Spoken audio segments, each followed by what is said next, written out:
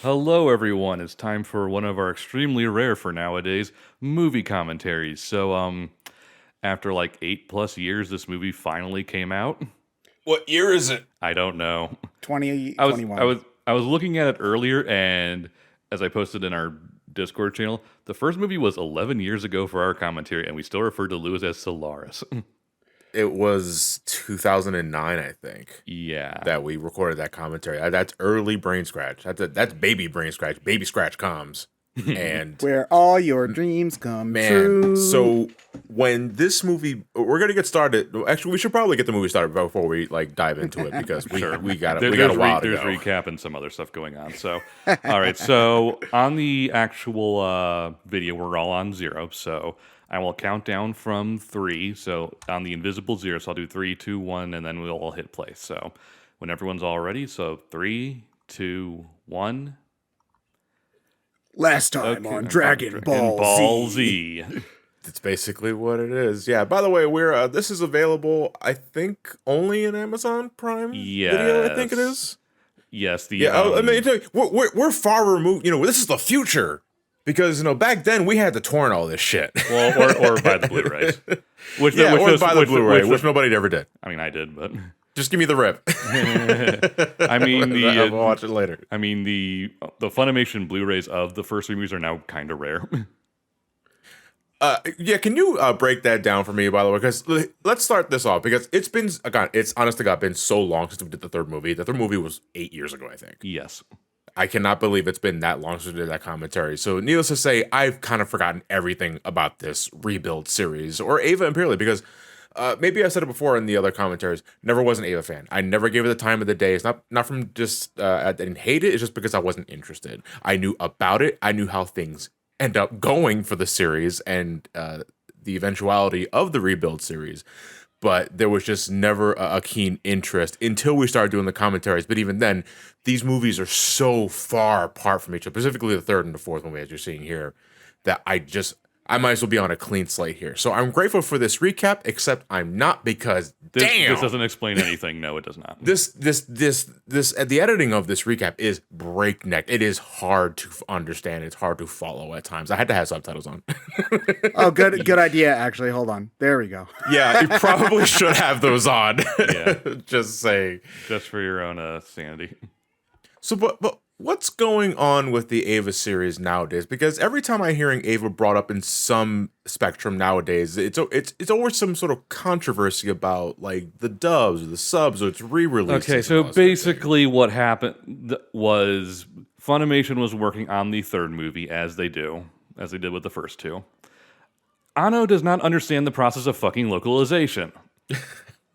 And Anno being the creator of Ava. Yes, just so everyone knows. Okay, so basically the process for dubbing 3 for Funimation was hell because they kept sending it back and Anno kept being pissy about certain words or certain dialogue or performances and things like that. And so it basically took forever to come out, much to everyone's chagrin because, again, Anno and Studio Car were being assholes about everything. When it came time to bring the series to streaming services, everyone just kind of assumed it would go to Funimation because, again, they had the movies and they're generally speaking the best for at least North America getting a series. And you're talking about the original series here. Yes, the original TV series. Okay. Anno said no and gave it to Netflix, who drastically overpaid for the license. And they didn't want to. Anno does not want to use the ADV dub, which is the original dub from like 2003, 2004. The reasoning being, did he ever go into that? He doesn't like localization. He doesn't like that dub.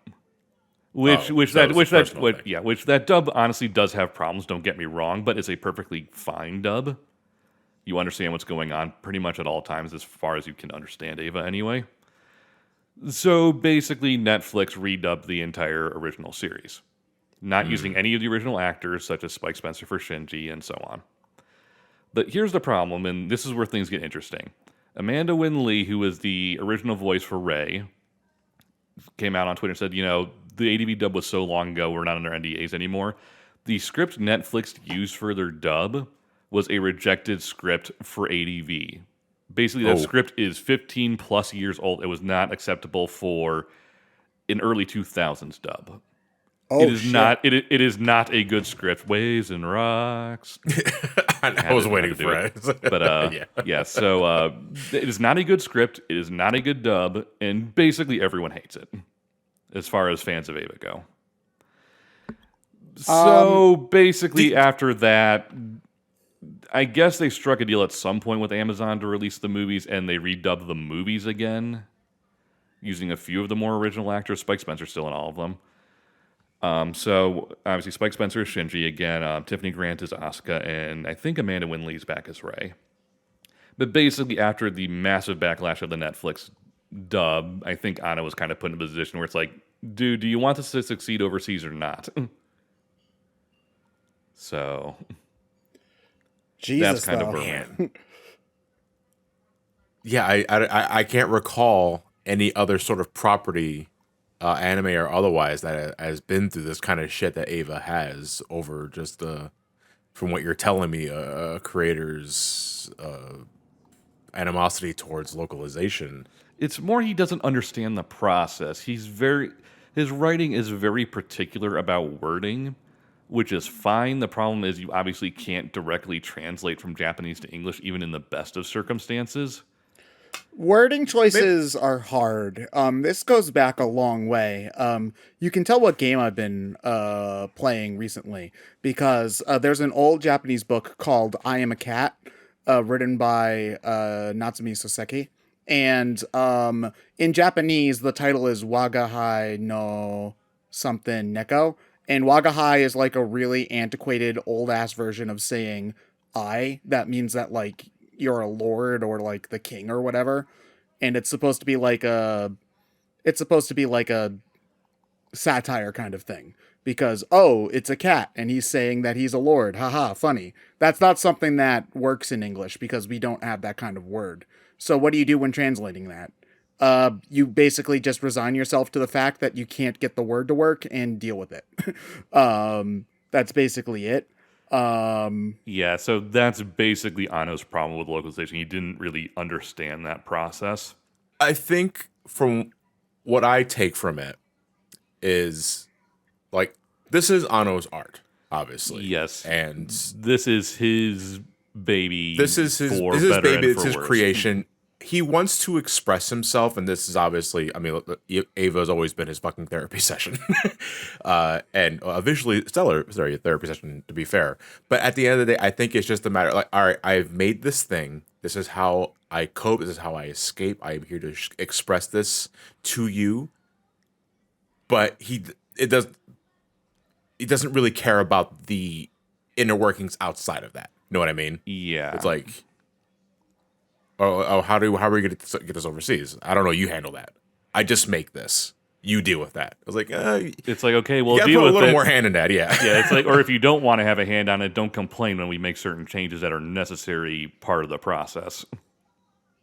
But that's kind of the thing, though, isn't it? Isn't that the kind of the reason why we will never get Mother 3 like in America? Is because he does a Shigesato Itoi does not want anything touched. Yeah, he's kind of a also they basically almost copy note for note certain music songs, and that's like a legal rights issue. But yeah, that too. I would say, I'm glad to see even Panasonic has survived Third Impact in this feature. So, like, good for Panasonic. There's a couple of brands that are kind of plastered all over. Oh no, the worst one is that Anno. But okay, so we'll see it later. But Anno's wife writes children's books, and it's in this movie. Yeah, it's like, okay, we know what you're doing, dickhead. Yeah, I mean, but come on, like, Anno's wife is a very important individual to Anno. No, I get that. It's just one of those when you know that it feels a bit narcissistic. Yeah, I was waiting for the IHOP, getting Man of Steel vibes by the end of this. I was like, we're gonna Sears behind them. Okay, yeah, maybe the Sears. We're gonna get a 7-Eleven, but that's kind of intentional given Japan, how the way this movie ends. I have watched this movie beforehand very much because it's funny because when we originally did these movie commentaries, I watched 1.0 and 2.0 blind, if I recall correctly. I watched it as we were doing the commentary. I believe so. Mine, God, those were 11 plus. Those are like 10 plus they were ago. very long ago because again, it was really my first venture into the Ava series. I only knew of the series beforehand in very small spurts. I didn't know much about it afterwards. And after those movie commentaries, I went further into it, and I realized what it's about or how it ends. We also did a movie commentary. We did on End of Eva Eva, for it. Yeah, we did End of Eva as well, and whew. you need to That- knowing what we know, having gotten through this movie, you do on some level need to know what happens in End of Eva for this to make sense. So starting with 3.0, I would say you have to have watched the original series, or at least otherwise know about all it. this shit is going over your head. Yeah. Even with it being recontextualized for the rebuild series, no, you need to know the original series in order to get everything that's going on here as well, because the two are very much linked. I feel like Yep. that's not great for a reboot. You know, like inside It- jokes or it's little hard- things are it's good hard- to have for like fans. It's kind of the 7 remake issue, isn't it? Like Yeah. looking back into it. It's hard to say because as far as Japan goes, everyone knows Eva. Yeah, it would be You like just- remaking Star Wars. Yeah, it's like you just everyone there just kind of knows it, so it's not that big of a deal. The issue is when you obviously get overseas, Yeah. which obviously Anno's audience is primarily for Japan, so that's not really I don't think that's strictly speaking a blight on the reboot series. It's just a issue you run into.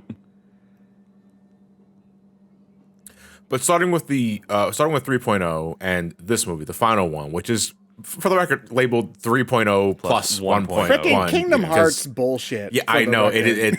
that is Kingdom. That's what I call Kingdom Hearts bullshit, because you just can't use number 4. But I started watching movies before doing the commentary because I grown a little more respect for the Eva series afterwards, and I wanted to see how things unfolded because I have taken interest. And I've only caught this movie right before we did this commentary, so in a way I'm watching this twice in one day. Oof. And this is close to a 2.5 hour movie. I would So if say, you're- to be perfectly honest, 3.3 and 4 are basically one giant movie. Yes. And when did 'cause they 3.3 kinda, come like, out threw it again? into a- Like 8 years ago. Yeah, 2012. 2012. It was a while ago. It was a while ago. Anno, Yeah. took, Oh, they did that Anno, took, recap. Anno took a break to go make Godzilla. Oh, the Oh, French he lose made the again. Shin Godzilla? Yeah, he made Shin Godzilla. Well, he was co-director for Shin Godzilla. Oh, that's cool. I did not know that. Shin Godzilla is great. Which, yeah, I was going to say, to be fair, that is one of the best Godzilla movies. Yeah, Shin Godzilla is fantastic. I was kind of hoping that would lead into this movie. Given how What, Shin Godzilla ends, just but pops out? No, but have you seen the animation Godzilla? I have not seen a single Godzilla movie in my life. Oh, wow. Okay. Yeah. Oh, really? Not even the 1998 one? Huh? No. No. All Probably right, for shall the you best. go over the ending for those unaware?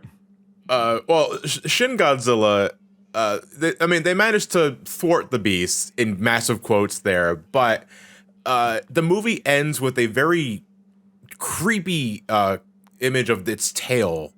Because the one thing, a big thing about Shin Godzilla, well, the Godzilla of that movie, is that it's constantly evolving to overcome any sort of like threat it's going at. And I figured by the end of the movie, it figures that the next form it should take is humanoid. And they managed to stop it before it does that. But the very last thing we see before the movie ends is that its tail is branching off into these humanoid, straight out of Evangelion That's good. creatures. Well, so, to start with, someone pressed B before he got that far. Yeah, that is a very Ava thing. 'Cause that's effectively what Kaworu is. And He's Godzilla? right? But no, he is an inhuman monster taking human form. Yes. So he's the bad guy. It's Not really. complicated. Yeah, I was gonna say there's no straight answers in this goddamn series. Like everything is kind of up to interpretation with a few elements. I mean, some things are pretty clear and cut, but a lot of it is what you make of it. Yeah. But since the recap, in my opinion, didn't really do a good job. Like the thing about the rebuild series is that it starts similarly to the original series, Yes. and then by the end of that movie, it takes a turn thanks to Kaworu. Well, Ava 1 is basically an abridged version of the first 6 or so episodes of the series. Yeah. I've recently did a rewatch of the original series. 2 is where things go off the rails. It starts off mostly the same, some minor differences as you do when you're trying to condense things. Then things really go off the rails, and then 3 is just completely different. Yeah, 3 is in a completely different time. Well, it also is a ginormous time skip too. It's like 14 years after Yes. the end of 2.0. And that is, I really like that about it because I feel now more than ever you can tell your own story. Well, it's a different story because 20 years later, Anno is a very different person than 1995 Anno. Yeah. And at the end of the day, that's what this series is all about. Like, this is him expressing how much he's matured and grown and gone over whatever sort of emotional angst or trauma he dealt in the 90s or growing up as an artist. Now, granted, I'm not saying that he doesn't deal with it anymore. Everybody has crippling depression, no matter how old you get or how far away the episodes happen. But overall, Anno is showing us that life moves on, life gets better, and I want to put a feather on this cap. And I want to move on to other things. I really liked Godzilla, damn it. Let me do another Godzilla movie. It's going to be interesting going forward because Anno has said that if he were to, he would do something in that 14-year gap. And it's one of those things where Eva makes too much money in Japan for it to completely go away forever. Well, like we said, like Ted said, it's like the Star Wars of here. Like, everybody in Japan knows about this series. It's always going to be referenced in some capacity. Yeah, it's always going to be relevant. I mean, hell, not to spoil the ending of No More Heroes 3 too much, but it references the end of Eva in No More Heroes 3 ending as a joke. The giant Travis head. Alien head, but yes.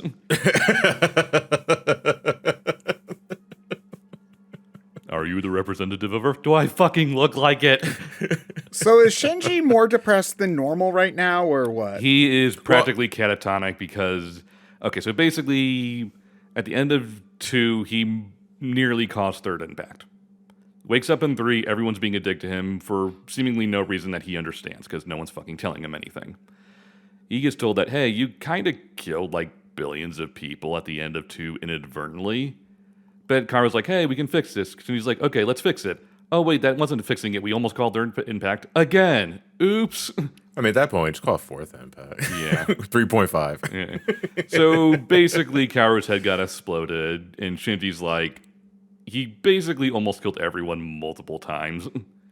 So you took Shinji's choker, basically, yeah. the thing. detonation device. Yeah. So he's kind of in a catatonic state where it's like, it's kind of understandable that he's completely fucked in the head. Yeah, because he loved Kaworu, basically. Yeah, well, he was the only one being nice to Shinji.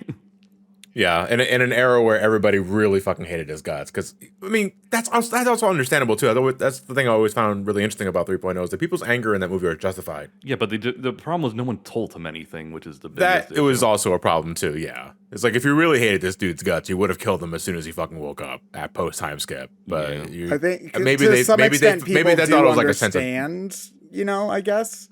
Maybe it was to them, it was their form of punishment to Shinji is like to kill him immediately will let him get off easy. Maybe that was justification. I'm not sure, but it does kind of ring a little. Why are you doing this? You know, it's like just fucking be straight with him if you're gonna give him the cold shoulder repeatedly, even if their anger is again completely justified, given that Shinji almost fucking wiped out humanity. Inadvertently, mind you, but yeah, inadvertently, but. Yeah, what can you do at that point? Yeah, it's like no one's in a good position there, so... So, if I remember correctly, the end of 2.0, that was all caused because Shinji was trying to save Rei. Yes, and... Which ended up not happening. I think that was another thing about 3.0, is that she ended up not being saved, but instead we have another Rei clone. As you do. Yeah. Fish her out from the Rei aquarium. Basically. So does the Rei clone know all the stuff Nope. Rei knew? Okay, Nope. so she's just Rei, but She is a complete blank slate. blank slate. Okay. A complete blank slate that knows just from because of how she's designed, she has an attachment to Shinji. She says something herself to the effect later. Yeah, she is basically programmed in some regard to like Shinji, which gets into a whole lot of weirdness. But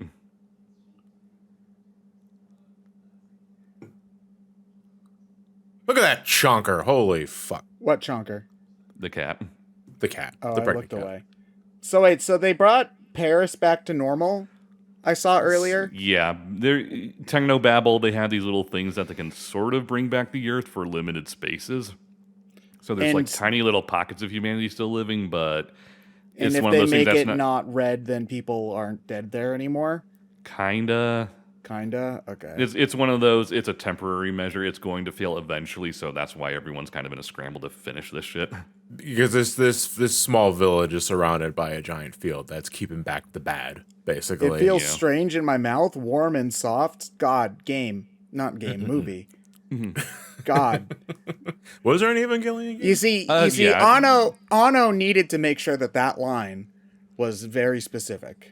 It had to be exactly like that, don't you? know? There's been a few Ava games, and Shinji and I think Asuka have been in Super Robot Wars a few times. Well, that makes sense. I think one of the robot games is actually getting translated for over here from like one of the rare times it does. Is there a Evangelion Muso game? No, That feels like a really easy one. We're gonna get Evangelion Muso later, so I feel like I should. I ask mean, if I this guess is- the question is, you only really have like 4 pilots to use. yeah, but they can probably make more. Yeah, it's 4 pilots and the rest are just Ray clones. Ray 0, Ray 1, Ray 2. Well, my favorite is Ray 2. Ray 2 Electric Boogaloo. Yeah, I mean, this would technically be Ray 3, I think, provided events in the original show before the series quote unquote starts still happen. So Ray's basically going into sensory overload here. Not being Ray's in, being reborn. not being in, the whole nerve It's a quarantine Big facility part thing. of this like first third of the movie is rebirth. Yeah. Yeah, Oh, finding the your baby. footing. I get it. The baby. The baby. It's the baby. Yeah. The baby.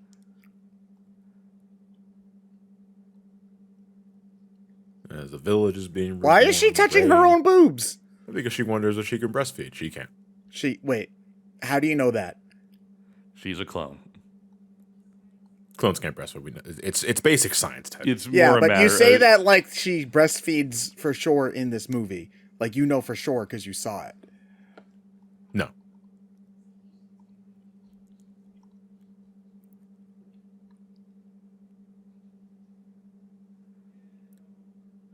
Do we know Unfortunately, this because it's been so long since I've watched movies, I've kind of forgotten like half of the cast. there's thankfully not. It thankfully isn't a series with a massive cast. Basically, the not really bully, but kind of the stern kid is obviously the doctor now. This guy, and the Yeah. survivalist friend is Kensuke here with the glasses. Those are the only kind of other people that you really need to know. And the boomer here's the boomer. Yeah, I don't like that the dub and the subtitles are different. Yeah. I hate it. yeah. That's nothing I can do about that, sadly. Yes, there is, Ryan. How dare you lie to us like that? You There were are in charge of times this. where I have subtitles on for things that I just don't feel like putting the volume up, or maybe it makes it easier to digest. With anime, I can't really do that. Yeah. Because most of the time it's just the Japanese subtitles synced with the English dub, and it's like, You see, that's honestly part of the reason why I don't watch a lot of anime, is that a lot of the time I would rather watch the sub, and because that's like the meme, right? Is that subs are better or whatever. subs over dubs. Yeah.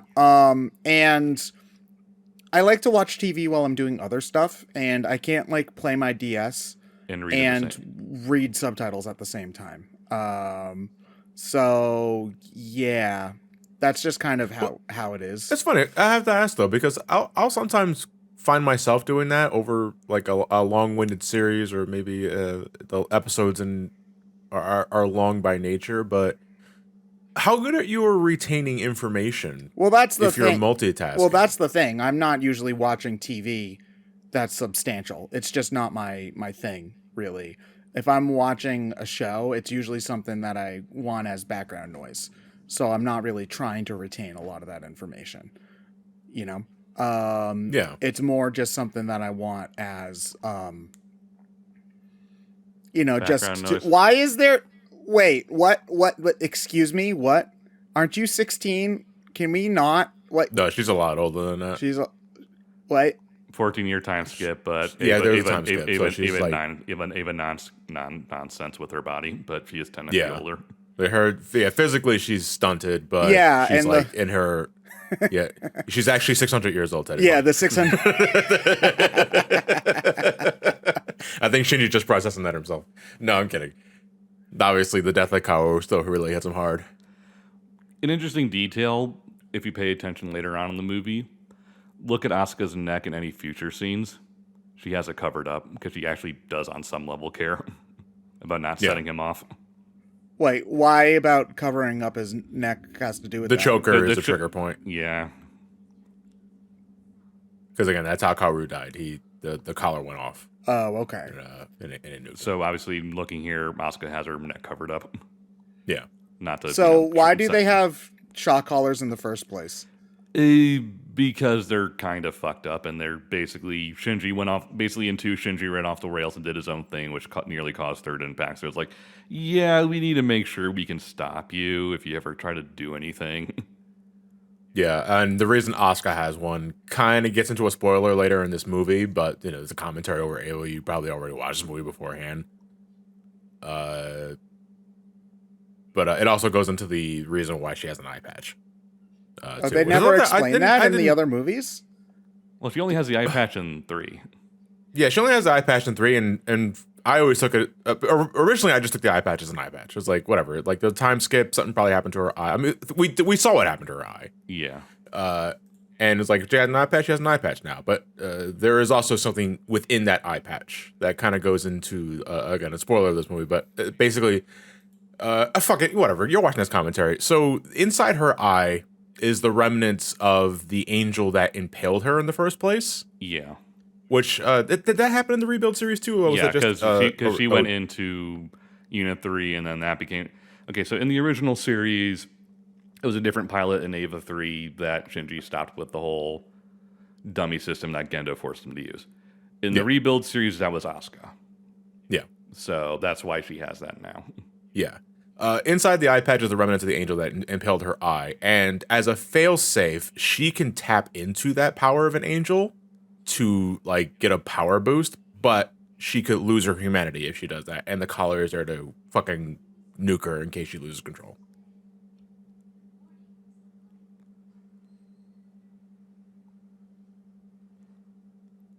It's a bright, sunny day. So Asuka doesn't hate him for... like, fucking up the world, or... Oh, no, she does. She does? Okay. It's a matter of she's had 14 years to process this. Okay. It's not really explicitly stated, but the implication I get is that right after the events of 2, during that time skip, Asuka had to have mentally been in a very similar state to Shinji now, and eventually worked her way out of it, which is why she's kind of being very forceful with Shinji at the moment. She just expresses her emotion differently. Yeah. Despite the fact that she is sympathetic to Shinji's emotional well-being. Yeah, her method of helping is to barge down the door and drag him out, whereas everyone else is like, no, that's probably not a good idea at the moment. Well, I mean, everybody else though is just willing to just leave him. Yeah, everybody else is just kind of like, they don't want to poke the bear. Like, leave him alone, let him be. Yeah, and he'll eventually work his way through it. It depends on the person, like in the real world, not like if you blew up the universe or whatever.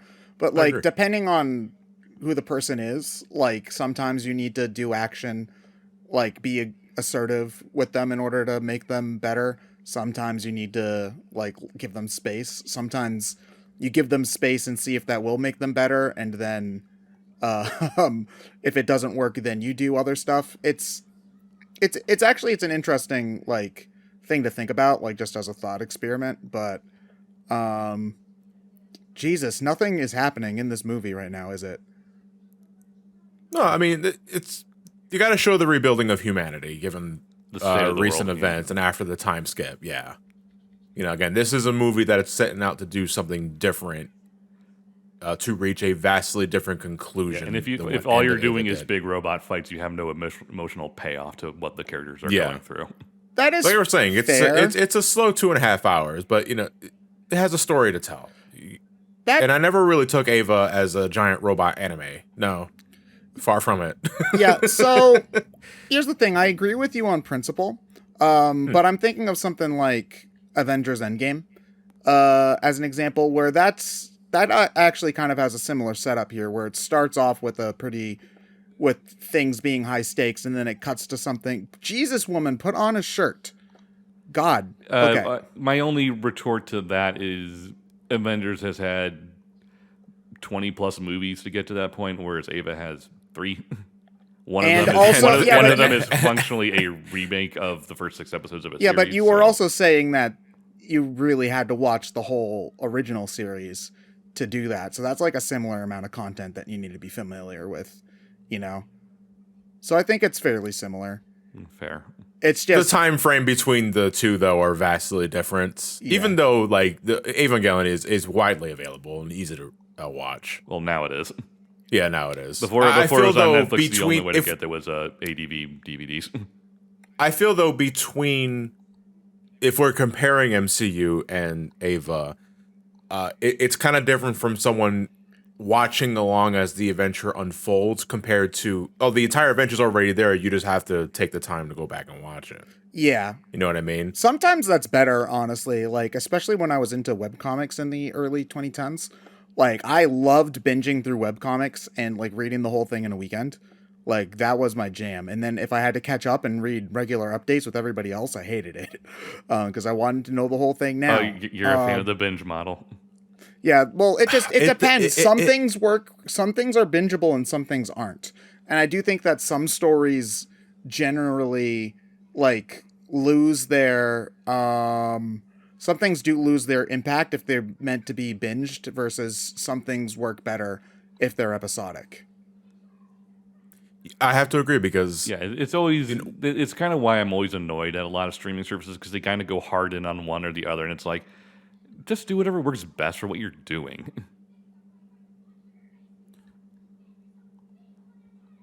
When we got the heads up saying that we were thinking of doing this commentary, because, you know, we did the first 3 movies. We gotta wrap it up. Yeah. It's like we got to put a nice little bow in this package, because we did the first 3 movie commentaries. There was a part of me that's like, I really should rewatch the other 3 movies before going back to, because I don't remember anything about the other ones, because it's been so long. At the same time, it was kind of just mentally exhausting just thinking about it. And I figured, no, the most I'll do is I'll just watch this movie beforehand, so that at least I know what I'm getting into, and then hopefully rely on a recap if there is one, and there is, and it's not really good, as we talked about. But at the end of the day, watching this, I feel like it wasn't really necessary to rewatch the other movies before watching this one, because there are still things that even after the long time grip, I still retained, like over certain characters and what happened previously and all that.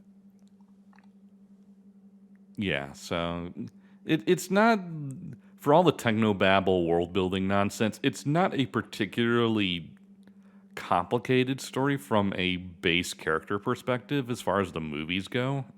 It is buried in a lot of fluff, though. Yeah. I think that is probably my one critique of this series. I'm not going to say Ava in general, because I have not watched the entire series, but the Rebuild series in general, is that it is obvious that a lot of things that are happening here are just an allegory for Anno's battle with depression and working his way through it, but it's buried in so much fucking fluff that it's kind of distracting, and ultimately, in my opinion, doesn't mean anything. That's a common problem with sci-fi, I think, is that you kind of have to see through a lot of, I don't want to say bullshit as if it's meaningless, but like, there's a lot of stuff there to read through, and it's hard to tell what means something and what is just there for setting. The author said the curtains were blue. It's a metaphor for his depression and anxiety. It's like the curtains were fucking blue. Yeah, but that's also not a good thing to do either, as far as quote unquote literary commentary goes. It's a matter of, you're kind of going to have to take it detached from the author, no matter how much the author wants you to think certain things. Yes, that's a good. Which originally I was vehemently against, because I thought, why would the author knows best. Yeah. So, but sometimes an author's work can transform through the time. Sometimes the author's wrong about their own work. Rowling. Rowling. Well, so you got to get that cough checked out. Oh, man. But, like, when you bring up the curtains quote, like, that's a very, like, kind of famous, like, joke.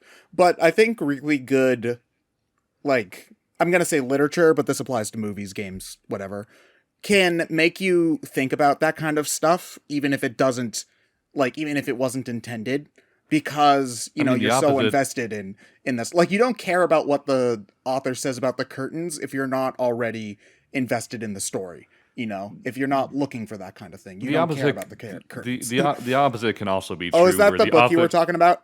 Yeah. Okay. Yeah, but the opposite can also be true, where the author can say it means whatever he wants, but it's also very possible for a reader or viewer or whatever can just take whatever they want from it. Yeah. So. Yeah, it's like it's also that just because the author says something doesn't mean that it's meaningful. I coughed it earlier, but like J.K. Rowling, she says that, oh, Dumbledore was gay, but does that like change the story in any way? Is it like meaningful representation for like LGBT people to have Dumbledore be gay? If he's not really, like, if they don't make a big deal about it and it never comes up, I would say no. Like, I would say no personally. I don't know if other people would. So it's like, yeah, it's a matter of, it's more complicated than I think a lot of people tend to. Is Asuka a gamer? Is Asuka a Twitch streamer? What's she playing? Oh my god. Is that a Virtual Boy emulator? No, it's a Wonder Swan. Oh no. Wonder Swan. Yeah, it's either a Wonder Swan or no, it's not a Neo Geo Pocket. I mean, the Sega Saturn was in the original series, so yeah. Oh god. And no, Bebop was the PlayStation. Oh yeah, god. Bebop had a PlayStation, and Ava had a Saturn.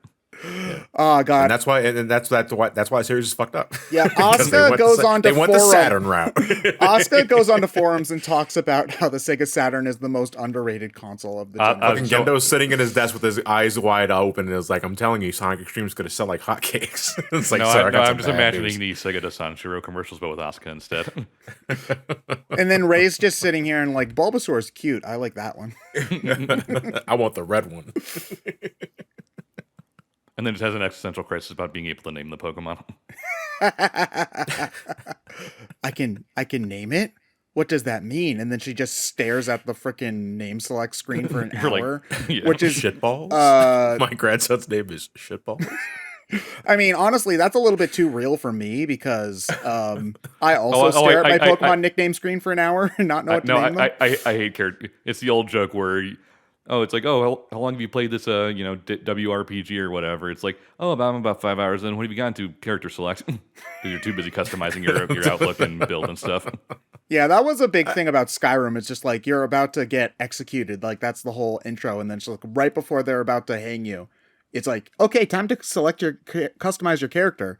Okay, game. All right, I see what you're doing. With fucking with the Wii music playing in the background. That you're about to get fucking hanged. Doop, doop, doop, doop, doop, doop, doop, doop. Make a me.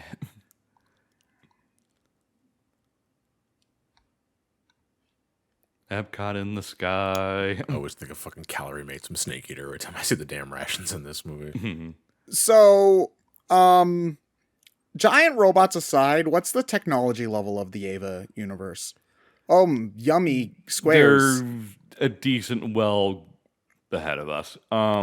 Okay. Ava technology is weird because it's obviously biomechanical in nature. Yes. So they're basically built off of angels. So they're like pseudo Cthulhu robot monster things. Okay. Technology-wise, they can make like flying battleships and stuff, but it's like stuff only like the super high-end military stuff gets to use. Everyone else is kind of stuck in like early 2000s-ish sort of things. Very high concept stuff that goes beyond, battle tanks and regular armadas. The things are referred to as angels, being soul, being like the battery for these machines. Like it's one part very advanced science. At that point, it just might as well be magic. It's a little bit. It's a little bit of both. It's kind of a little bit of both. At the end of it doesn't matter. No. Like whatever, it's like the sci-fi. The way the Avas work is more allegory purposeful than plot purposeful. Obviously, so. yeah. Are you looking for a montage? I don't think any of these are literally Jesus powered, or could they be? Bum, I mean, depends on how you look at Yui Ikari as a various figure in terms of what it means to other people, but sure. Who is Yui to you, E? So, like, how long are they here? Of about a couple weeks. Okay. Yeah, I took it as a couple of weeks. Just enough time for everyone again to get acquainted with a life here.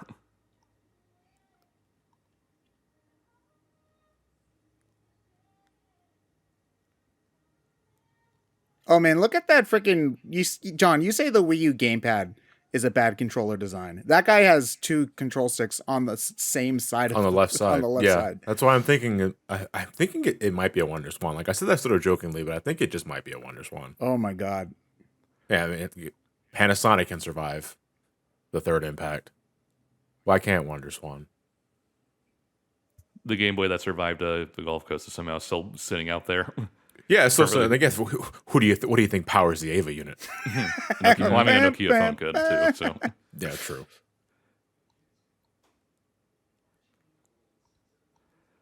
Adults talking like adults and rationally going over what's going on while having appropriate consideration for those around them. Weird for Ava. What happened to Gendo? Is he dead? No, he's around. He's around. Okay.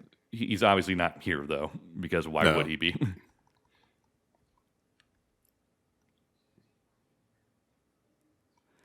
It's weird. It's weird listening to Amanda Winley do her Ray again after so long because her voice has changed.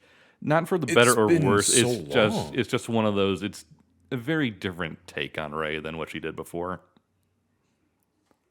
Yeah, because it's very. I mean, she was always very low key, from what I remember. Anyway, there is a considerable more rasp in her voice. Yeah. Whether you just take that from different direction or just age, I'm willing to think it's more the latter because she has been doing this voice for well over 2 decades at this point. More than that, actually, because the original Ava series was what? Well, the dub was early 2000s, very late 90s, early 2000s, roughly. Okay, so close, 2 decades around or so. Yeah. Yeah. Well, it's could the same be said for Asuka? Because Asuka has been Tiffany Grant for the most part since the original. Spike Spencer's been Shinji since the original ADV dub. And Spike Spencer hasn't really changed. No, it's weird how consistent he is, considering he's doing a 14-year-old boy's voice for this long. Yeah. I forget that Shinji's supposed to be 14. It's not JoJo bad, but at the same time, he kind of sneaks up on you. Oh, right, you're supposed to be 14. No, 14 through 16 is fairly acceptable kind of Shinji age range. Yeah. It's like given everything that's happened in the past 3 movies. He would have aged like 30 years. Yeah, he's 40 physically. I'm just so tired. I mean, so I think anyone would. But what got Shinji to get off his ass? Introspection, mostly. You needed time to cope. Cope and just kind of parse what has been going on. Yeah, and I think the communication with Ray, or Miss Lookalike is what they call her in the beginning, because she's technically not Ray. I think helped push things along. Yeah. So Shinji's getting to work. Yeah, him eating the ration is a sign that he's slowly coming to terms of what's happened. Yeah. And then immediately after, we don't see it afterwards. Like, oh, this tastes like shit. I mean, food's food. I never had a ration. Oh, well, you see, you put like 5 of them onto your character sheet at the beginning of the campaign, and then you eat one every day as you're traveling, and you forget to put down the number on the rations. So those 5 rations you buy at the very beginning of the campaign last you for years. Oh, see, they're Lemba spread. Yeah. Yeah, I was going to say, it kind of reminded me of that. Or, see, no, I always wanted a ration because that way I know before I die, the ration will save my life and I can live a little longer. It just teleports into your stomach. Yeah. However the fuck it works, I don't give a shit. I don't know. I'm not the inventor of rations. You see, it You don't seems need to be pretty recording at rational 4K, to think dude. about it about that. That Panasonic camera can't record 4K. Get the fuck out of here. It'd be draining its storage up the wazoo. Where are you charging that Panasonic camera, by the way, huh? 7-Eleven? So the Ava, No, those- not the Avas, the angels just kind of want to walk around and shamble around. No, those are Avas. Oh, they're Avas? Oh, because the Avas turned evil, right? Again, complicated. Yeah. Functionally speaking, okay, so super long story short, angels are functionally a different evolutionary path humans could have gone on. Avas are kind of a weird attempt to kind of bring us up to their level, in a sense. So basically, parts of humanity got turned into quote-unquote higher beings, which are basically Avas. That was after Third Impact, basically. Yes. Right. Mhm. Yeah. Okay. Again, it's very weird high concept stuff you really don't need to know.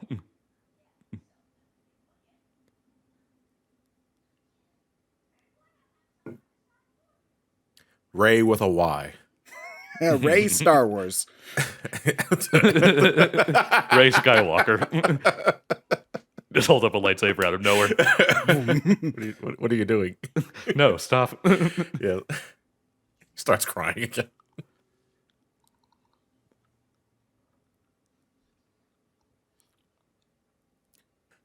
Asuka, please put a fucking shirt on. Original batch is Ray clone, right? Yeah, because she doesn't have a name, so. Okay. I don't know how to read. Oh no. The cat lives. Trying real hard to enter this contest, but it's in Japanese. Still one of my favorite out of context Bobo quotes. Uh-oh, system error. Ooh. It's edible. Yeah, in a way, it's sort of. She's a clone, so she needs to be inside LCL fluid to Survive. retain her form. Yeah, if without it, she starts dying. I can't read that. I think in the center, I think it's in German. Damn, if only I took German. Auf Wiedersehen. I don't know. That is one of the funnier jokes in the original series regarding German. Because in the episode Asuka's introduced, they both get into her Ava. Yeah. And she tries to do the whole boot up sequence, but she's German, so she's like speaking in German, and then the thing just kind of shuts down. And she's like, because it's obviously neural interface stuff going on inside the Ava. She's Yeah. like, oh, you're right, you're in here. You're thinking in Japanese. Crap.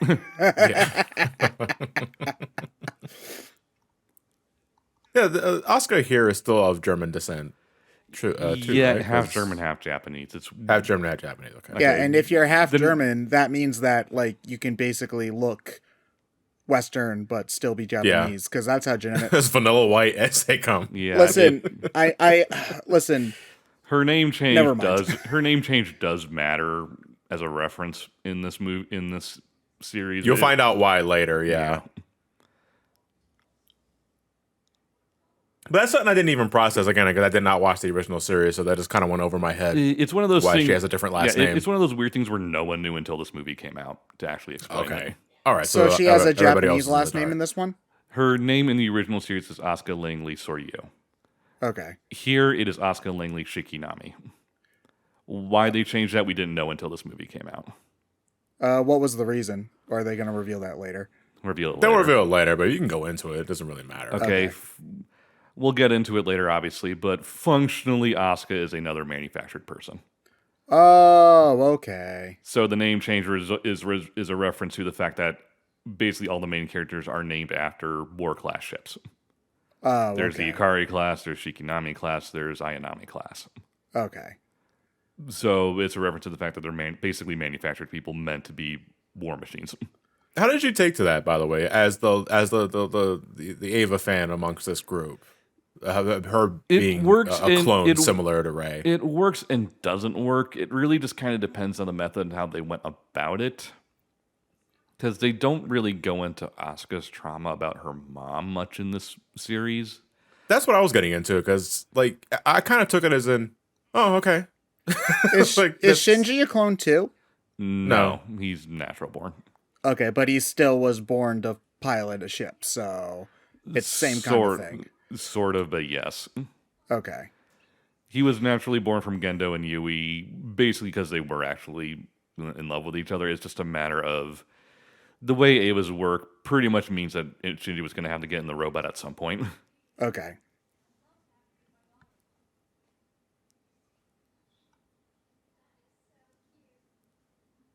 Why are their hands sticking out of the ground?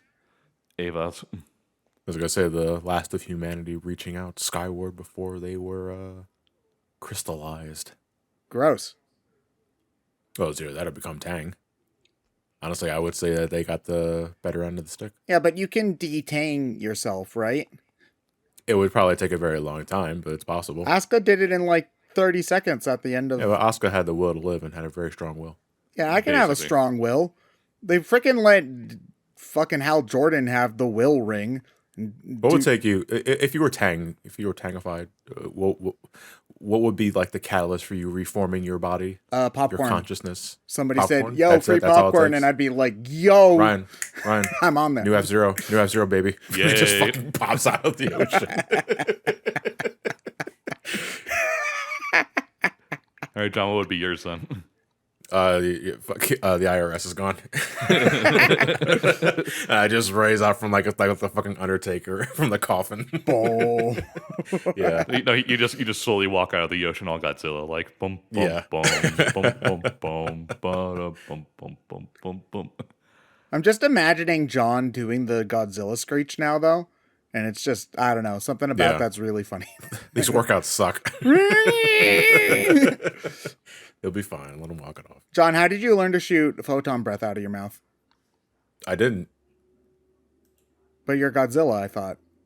No. I'm 1998 Godzilla. Oh, so you you suck. suck. Okay. So you're not God, you're just Zilla. Yeah, I'm just Zilla.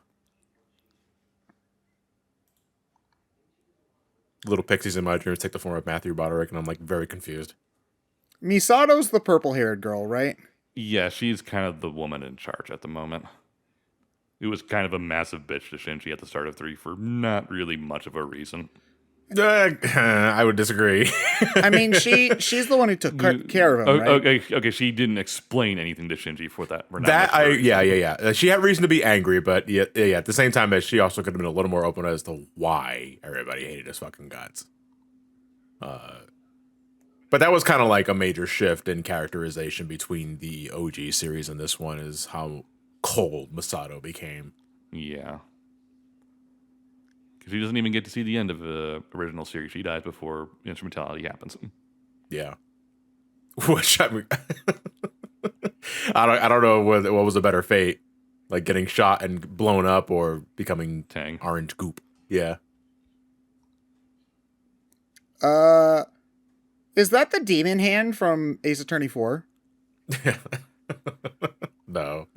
She's degenerating. Oh, Ray's the person who gets bit by the werewolf and doesn't tell anybody. Well, it's not infectious.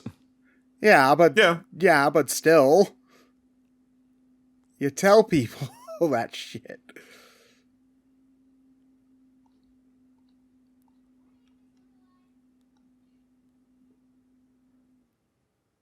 These clothes suck. LOL, get fucked. What does LOL mean?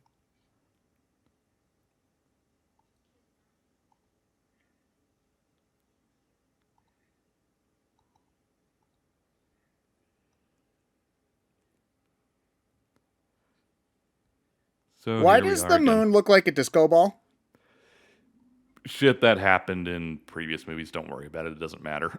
Okay. It's just a glorified disco ball now. Okay.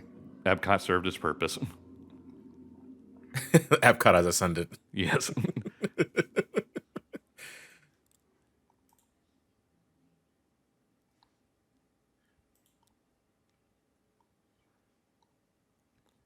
I need a name, damn it.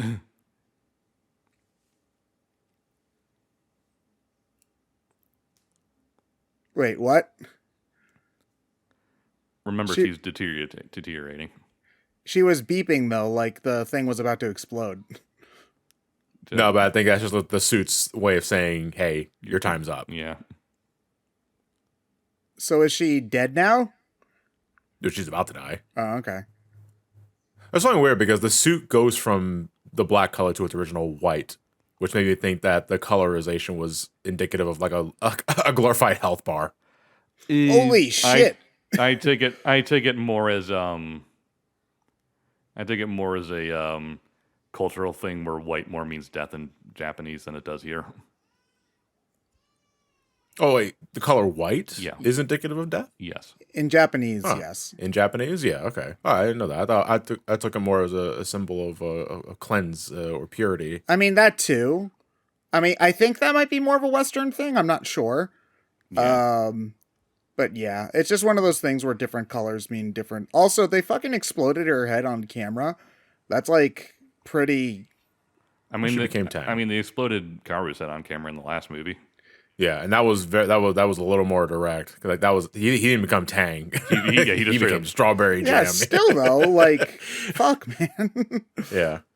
No, you see, I wasn't really taken aback by her getting tanged because you watched it before. You kind of used to seeing that.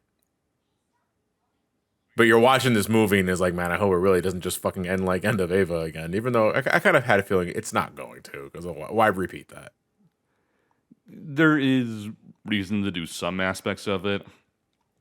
Yeah. Like it or not, End of Eva is a result of not just what Anno was going through, but basically the reaction to the TV episodes was not positive at all in Japan for obvious reasons. So basically, Anno wasn't just depressed making End of Eva, he was fucking angry. So based on how the series... Did Shinji not tell anybody that Rei died? They kind of knew already.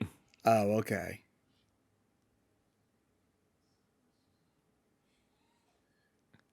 Okay, I deserve that. To be fair, you didn't tell me why. My face hurt. Can I go home? Can't go back home, Shinji. I am home.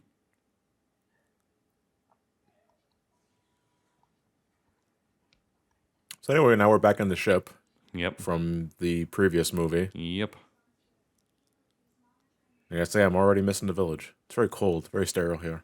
It's sci-fi fantasy stuff, so of course it is. But they decide not to place the choker on his neck this time anymore because they figured it's not needed. Well, he got it off last time somehow, but they don't really know it was Kaworu who did that. Yeah, I was like, it was Kaworu. Yeah, she didn't even do shit. Also, the plan is to not let him pilot in the first place.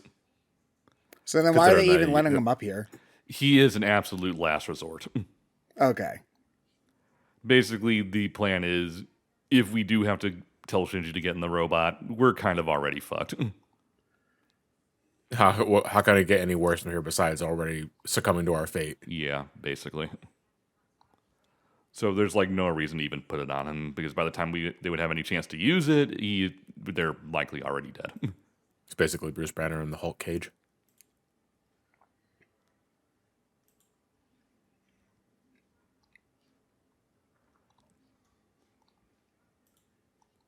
It's nice they gave Toji something to do in this rebuild series, though.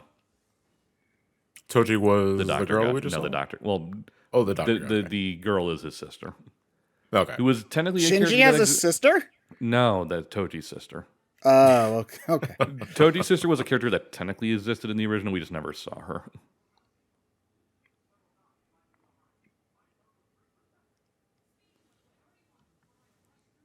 I know the incorporation of CGI and 3D models has been the thing that's been in anime for quite some time now. I feel for Eva, though, it greatly benefited from it. It helps that sci-fi generally does it better because it's all mechanical looking anyway. Yeah. So it transitions better for the most part. Doesn't have to worry about being natural because it's a very unnatural setting. Yeah. And I think only once in a while, like they'll do it for some characters. Like there was a shot earlier that we saw where Asuka was force feeding And that was very clearly Shinji CG. the Russian. That was clearly a 3D model, but it didn't look terrible. For if I can give it any sort of cred. I've seen far worse in anime. Well, it helps that Ava has a budget too. Yeah, they're slowly getting there with CG, and some stuff still looks good. It's just a matter of I don't think they really want to put the budget into it a whole lot because I think they realize that the anime 2D look is kind of their brand as far as exporting stuff outside of Japan goes. And if they just become another Pixar, they're not going to compete. Yeah. At the same time, I also feel at the end of the day, whenever they switch to CGI, it is most definitely a cost cutting measure. Yeah, because it just doesn't require as much manpower to meticulously edit every single individual frame. We're gonna get very gratuitous later in this movie. I won't go into it later until it's relevant, but I feel that we are slowly getting through the threshold of making it not so uncanny. In some regards, yeah. We'll get to that scene later. I don't think the 2D is ever going to really go away in Japan. I think they're too attached to it to ever truly get rid of it, but I think we'll see it be more common for like movies. Yeah. Well, again, I think it's a matter of because I don't think anybody, Western or Eastern, wants to entirely abandon the notion of 2D animation. Because I don't know. Ask Western studios. It depends on the Western studio, to be fair. But I feel that we still have not exactly nailed what we can do with new technologies to make things look as good as they did in like the Renaissance era, or at least anything from the Disney era, 90s and below, without being so fucking work intensive. That's the thing about everything. It's like, you gotta understand, is like animation that looked that good required a lot of fucking manpower and hours. Yeah, that's why basically it was just Disney who had animation that good. Like Don Bluth too, but Don Bluth didn't have nearly the output of Disney because Disney has all the money in the world. you know? Yes. Whereas if you look at a lot of other 2D animated movies from the 90s, they're not animated nearly as well. And that's I'd say Prince of Egypt is, but... Oh, yeah, that's true. I think that's like the rare exception rather than... But that was also when DreamWorks was made... Like, that was one of the very first movies they did, and they made that movie to be specifically a gigantic middle finger to Disney. Like, look at how good we can do without your help, you know? Yeah. And then they became... the Shrek machine. So, you know. Which sounds like a porno, being real. The Shrek machine? Oh, God. The Shrek machine, yeah. You Shrek machine, you. Either way, it costs a lot of money and a lot of manpower to make a beautiful 2D animation, which is why I understand why some studios are just so vehemently against like sticking to that traditionally. Like, as much as I would love nothing but 2D animated cartoons, I understand that we are at a time where we need to figure out a way how we can recreate that era without putting so much fucking strain on animators, who I feel even today are really underappreciated for the amount of work that they do. Mm-hmm. You know, when everyone's talking about fucking like how beautiful a Prince of Egypt or Aladdin, they go to Disney. They don't talk about the individuals who went and made that, and it's like, it's fucked up. Yeah, you know. I mean, it just you don't get the same amount of credit for being the animator, you know, as opposed to the director. It's just one of those unfortunate things. I mean. One of the good things about modern technology, though, is that you can, with modern... Oh my god, this is creepy. With modern animation stuff and, like, digital animation, you can get really good-looking animation that takes far less time and work. And I don't... Like, I mean, I know some people probably would care about the distinction between, you know, being made...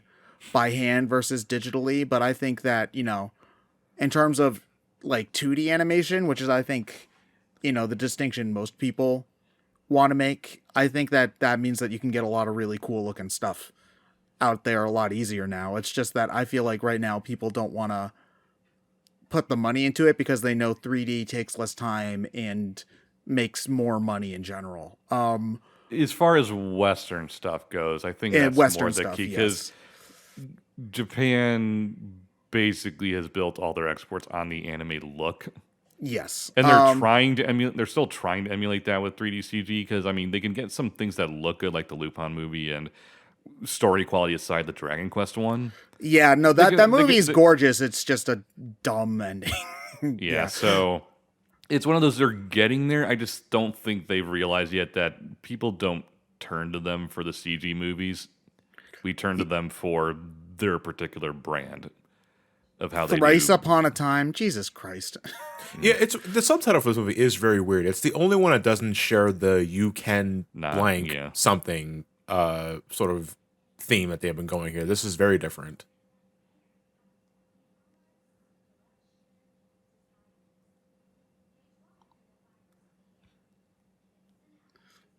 What's up with Pink Girl?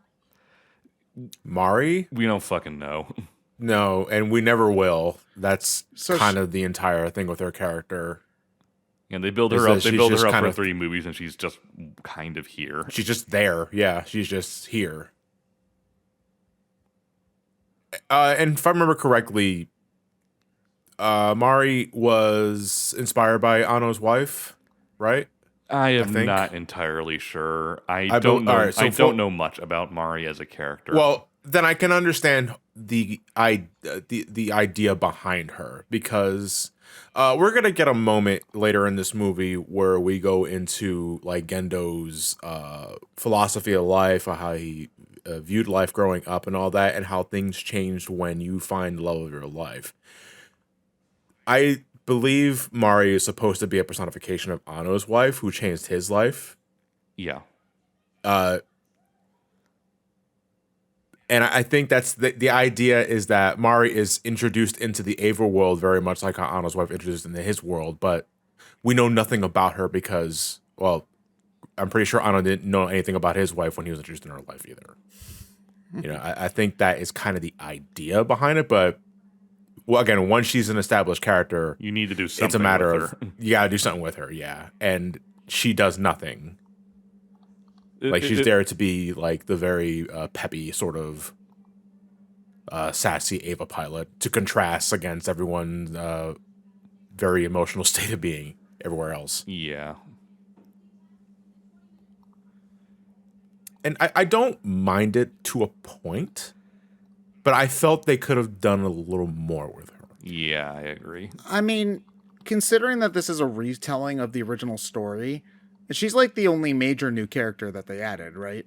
Yes. Yes. So it's a big change to not like explain or have her point in the story be like prominent, other than to just be a new character, you know? I guess in a way that's being subversive, but it's also just kind of weird. You want to know what I'm reminded of watching this movie? The very first Star Trek movie. Not like... OG Star Trek? Yeah. Because like... Oh, the slow motion picture. Yeah, like... There's a lot of really pretty stuff going on. You never heard of that? No, I never. I mean, I know it's one probably in reference to, but I never heard it as the slow motion. Okay, so the first movie is its official title is Star Trek: The Motion Picture. Yes. Due to how slow that movie is, people have referred to it as Star Trek: The Slow Motion Picture. It has that 5-minute fucking shot of the Enterprise, doesn't it? Yeah, you're just standing there, and like, don't get me wrong. The original Star Trek's a very pretty movie for the time, but you're just kind of watching it while stuff happens. And as somebody who's not really doesn't really know a lot about Ava, it feels very similar to me, like, because I watched that movie not knowing a lot about Star Trek.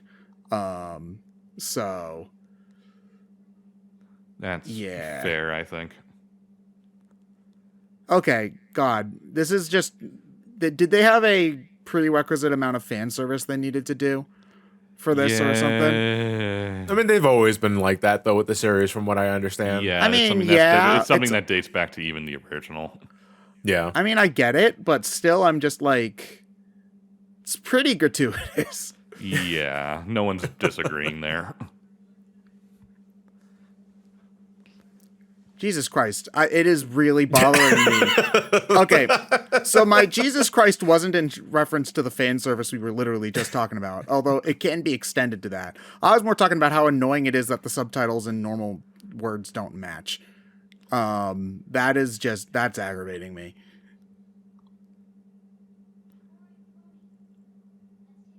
Like, it's seriously, like, it's Roger, it says Roger that on the subtitles, and she says, God, just copy-paste the script. Maybe they did, even though sometimes actors and actors will ad-lib. On every single line? I don't know, but sometimes they will do that, and they'll like, oh, keep it. All right, but don't update the script. Well, why not? Just we don't got time. I'm surprised he even remembers the one incident where he actually met Mari. Why are you smelling him? Because she's weird. Okay.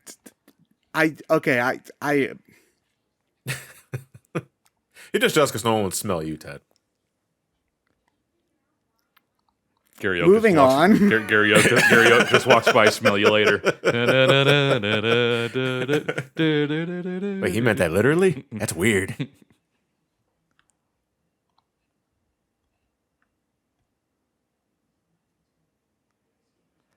Well, to be a bit fair, you also didn't have any way to control the robot. So that's not entirely on you, Shinji. And I think Asuka knows that.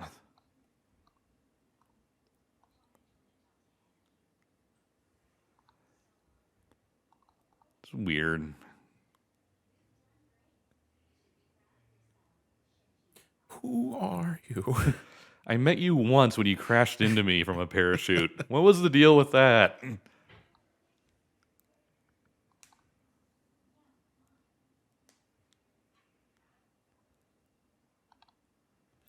Is he hallucinating now, or is this a Yeah, flashback? he's reminiscing. Okay. Basically. I thought for a second he just appeared next to him for a second and he would freak the fuck out. So, Kaworu, are you God or what? I'm Kaworu. Oh, that cop out of an answer. Give it to me straight. I'll refer to you as Jesus-kun. Died for Shinji's sins. Shinji. Shinji, yeah.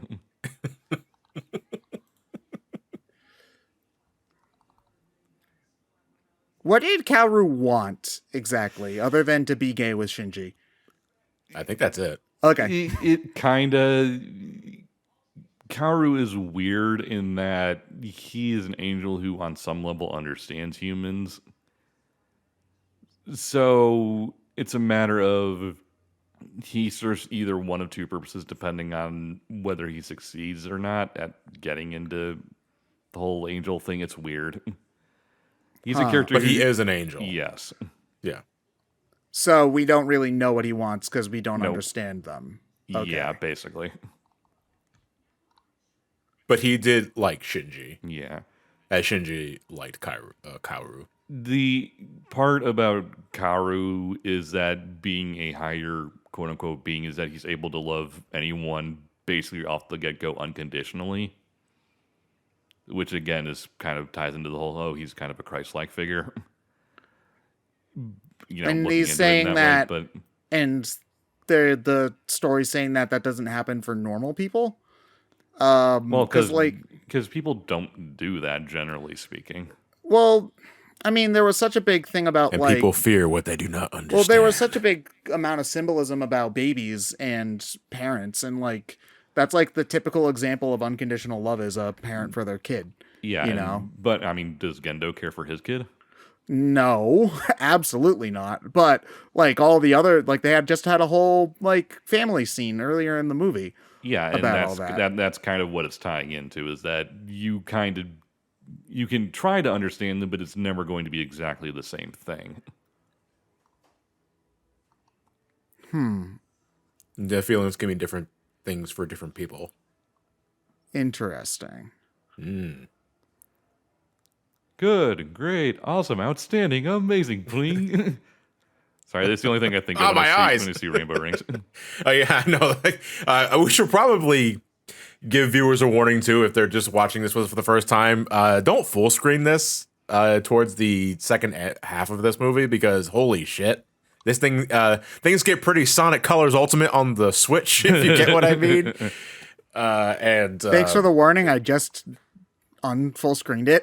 Yeah, it's not gonna happen yet. We're getting there because things get. Ava's always got pretty fucking cosmic when it comes to battle scenes, specifically against the angels and all that other shit. But man, this is the last movie we're fucking going all out. Like, did people bitch? Like, did this get a theatrical release? Yes, it did. Did people bitch like in the theaters? Not that I know of. Man. Okay, so it was too late. Basically, it's a matter of the whole Porygon situation in Japan very much has to do with certain colors and the rate at which it was flashing. So yeah, that was a thing with Incredibles 2, is that they had a flashing light kind of thing on purpose like that. Yeah, so ultimately, it's not so much... Obviously, it depends on the severity of any individual's potential epilepsy. Generally speaking, to trigger that, though, it's very particular color patterns and rate of flashing. So if you can avoid those, you're usually fine, but it's usually better to just not do it at all. Yeah, generally speaking, bright flashing lights is kind of a warning sign for a lot of that sort of stuff. As I get older, it's not even a matter of the pattern of colors or the pattern of lights. It's the strobing effect that I've grown less tolerant of getting older. Yeah. So wait, so is there an evil angel ship now? Technically speaking, Misato stole this one. Oh, why did she do that? That's why it has like the very angel-like design spine. Yeah. Basically, yeah. But they are on their way to raid Nerve HQ, where Gendo resides, basically. But it's surrounded by a shitload of things. What did Nerve... Why is Nerve evil now? Or, well, they were always evil. But... Well, Nerve is always evil, yeah. But, like... Okay, basically, basically, long story short, and Gendo's trying to do End of Eva again. Oh, because Gendo wanted the world to be turned to Tang, okay. Basically, yes. Okay. Because it's referred to as instrumentality. Sorry. He gets into it later, but like the term for it is instrumentality. We just call it Tang. We just call it, getting tanged is like the short term of it, but like in the context of the Eva, it's a human instrumentality. Mm-hmm. It's the act of everyone becoming one in Tang. Okay, so it's like some existential bullshit. Got it. Okay. Basically, if we're all one, we all have the same ideals, same goals, same bliss. Can't hurt each other. Yeah, can't hurt each other. Yeah, that sort of thing. Yeah. Yeah, that's existential. That's under the umbrella term I like to call existential bullshit. So this world isn't perfect. This is why you don't let people read niche.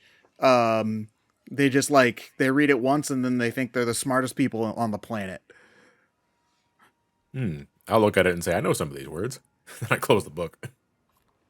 These are words on a page, all right. Mm-hmm.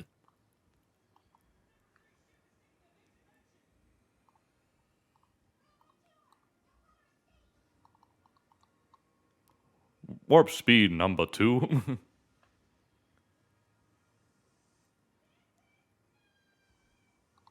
I can think of many more expletives to use, but I'll use nuts in this for some reason. No swearing, no swearing. Well, they've sworn plenty of times in this movie already.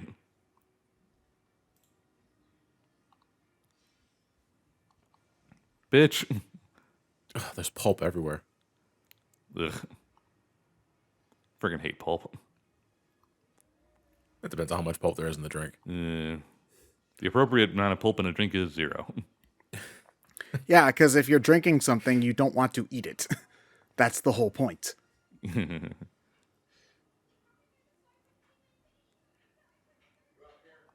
Technobabble, technobabble, technobabble, technobabble. Like, is the choir in the background, is it in English?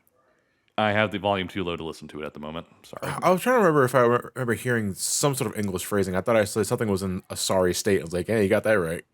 You know, I've never ever heard something where the bullshit Latin choir is actually in English. In English? Yeah. Because usually it's either in Latin or some made-up nonsense.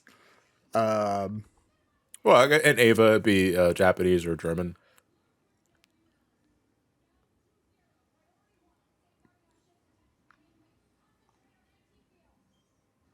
It's very pretty. Oh, shit. Yeah.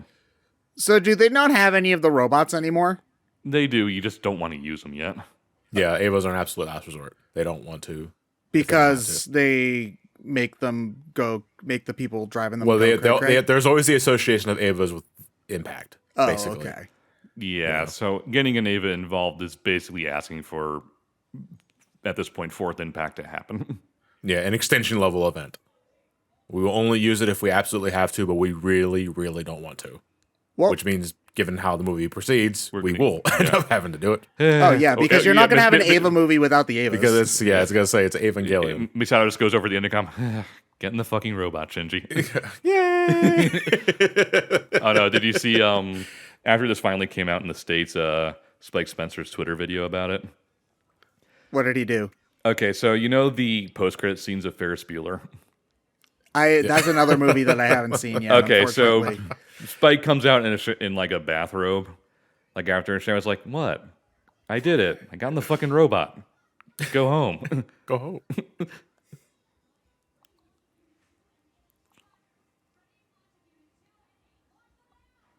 And away they go. This is not the kind of music I would have associated with Ava, but then again, I also haven't really watched the series, so maybe that's just a me thing. It's pretty good, though. Like, the music in this so far has been very good. Surfboarding on ships. Oh, did they make their own robots instead of an Ava? Well, no, they still had two. Oh, okay. Yeah.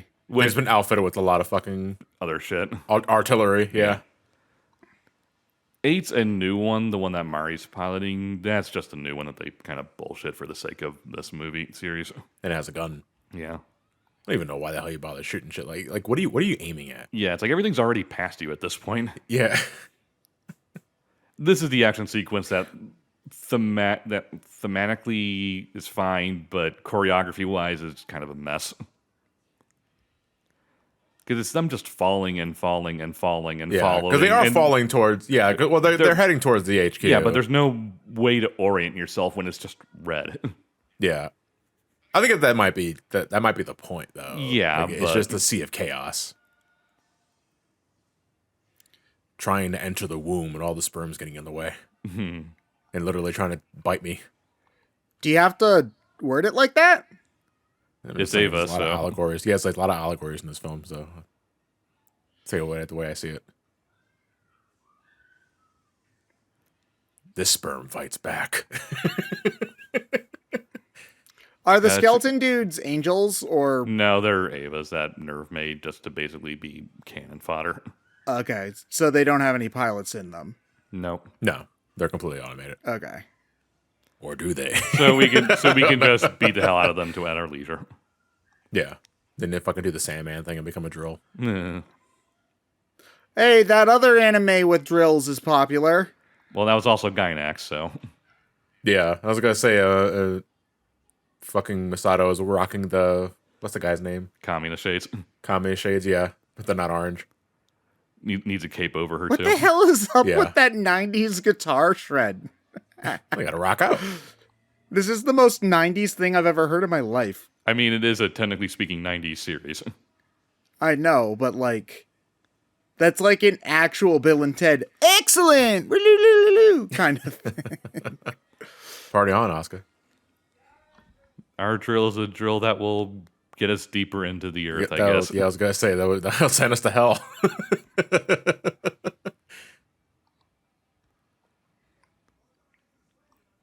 So, if I remember correctly, Mari had a special thing with her Ava. Like, it was like some sort of beast mode. Like, was that ever brought back into this movie or the previous one? I forgot. It was not in the last movie because Mari really didn't get to do much in it. Yeah. But it was a thing in 2. Yeah. And what was it? It was just the power, like, increased, right? Like, yeah. It's like releasing an inhibitor. Basically. Because I don't remember if she does it here either. or just a one-off thing for a movie. Well, I mean, Asuka does it, but Yeah. Well, Asuka does a little more than that. yeah. Like I said, Beast Mode is Super Saiyan 1, Asuka goes Super Saiyan 2. Yeah. I mean, it has been like years. I don't know if they had the script for this all the way back then. No, according to behind the scenes stuff, Anno was making changes and going back and forth on things for ages. You're never happy. I wonder why it took 8 years to finish. Well, to be fair, you're never happy with your first draft. And if you're really meticulous about that sort of thing, it could be 2 or 3. God knows how long before you're finally satisfied with it, if you're satisfied with it at all. Yeah. But sometimes if you're making something for a company or if you're making something just for the sake of continuing something on, it's like, listen, you got to fucking cut the thread and just release it as is. It's fine. Perfect is the enemy of done. Yeah. Yeah. Oh, there, I saw it. I saw the symbolism. Did you see it? I mean, is it even symbolism at this point if it's so blatant? Superliminal. Yes. Superliminal. Like, hey, you, join the Navy. Listen, it doesn't have to be subtle to be symbolism. Like there's a I know what you were talking about with the seizures. I think in the discussion of Ava though, like talking about the obvious Christian symbolism is like the lowest hanging fruit. It's like no shit. Like the actual conversation is what does it do to enhance the story, if at all. Yeah, I just always find it funny whenever you see the very obvious, like cross and Jesus metaphors. It's like, oh, they did the thing.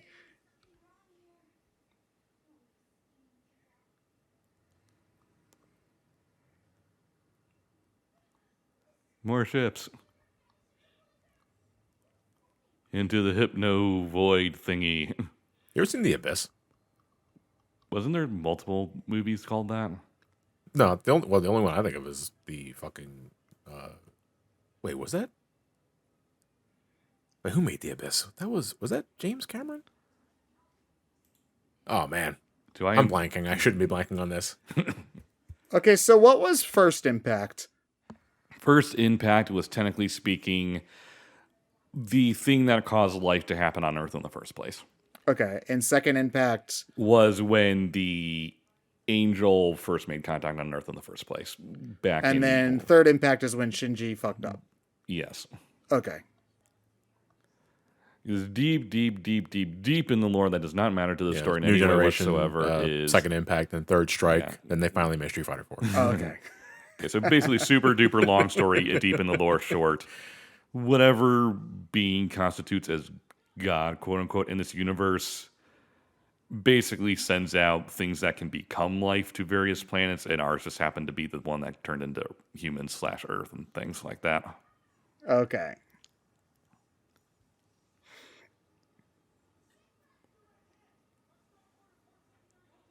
Nautical terms that you don't get because you're not a sailor. Join the Navy, fucker.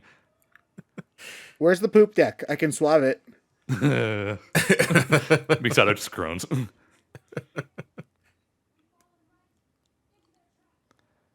All according to Cake.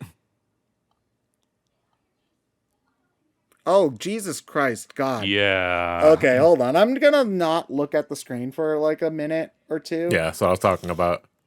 Like, but there were a couple of things. Okay, there we go. I can look at the... Nope, never mind. Yeah. Like, I don't really have epilepsy problems or anything like that, but still, the what? We were talking about earlier. Yeah, the thing in her eye. The thing in her Fuck eye. the what? She rejects her humanity. It's an interesting reference, too, because of, obviously, in the end of Ava, the first wound Asuka gets after her mech pilot's down and she gets torn to shreds by other things in that movie is she gets stabbed in the eye. Yeah. So it's an interesting kind of reference / callback. Super duper rainbow mode. She got the hyper emeralds. Or the super emeralds, sorry. Is Asuka gonna die, like, a lot? In order to finish the job, she has to become an angel, basically. Okay. Which she loses her humanity. I don't not necessarily die, but She is basically going on a suicide run right now. Okay. Yeah.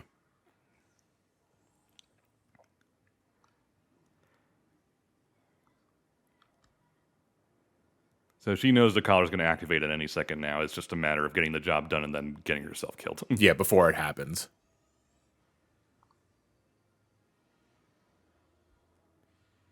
Kaboom.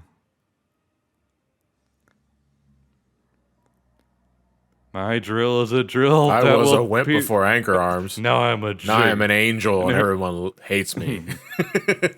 This is a very Tengen Toppa Gurren Lagann moment. Yes. I'm surprised she's not the size of a fucking planet. Planet, that thing got to the size of galaxies.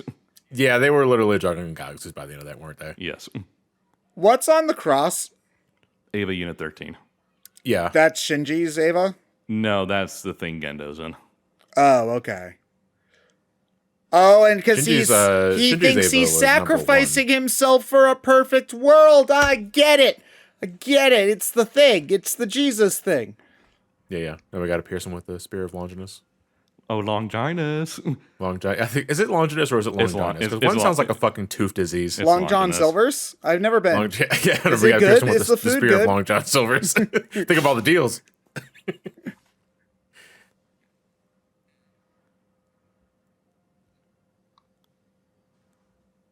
And it sucks to be you, Asuka. Oh, so Just she as went on a Gendo suicide wanted. mission for nothing then. This is what Gendo wanted, yeah. Yeah. Because he needed her to go angel in order to Do stuff. do stuff, yeah, as like, I guess, absorb the power of the angel or something like that, or get rid of the AT field surrounding the thing. I'm not sure. And they just wanted to kill Gendo, right? Yes. Well, killing Gendo means he can't enact his plan, yes. Yes.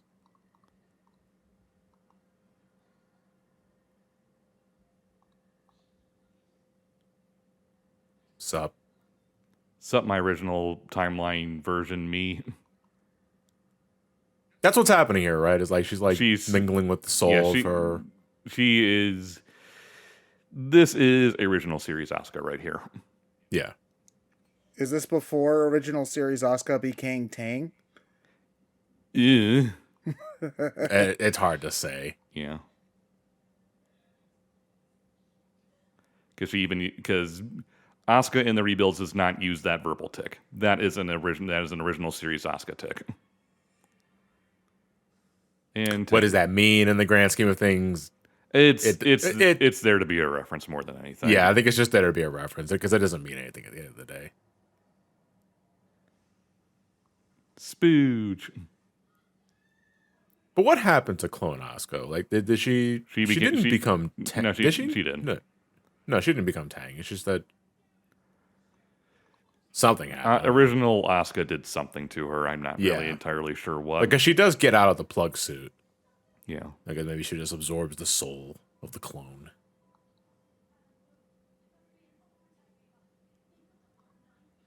Reed Richards, get out of there. What are you doing here? Don't you have a Marvel universe to ruin?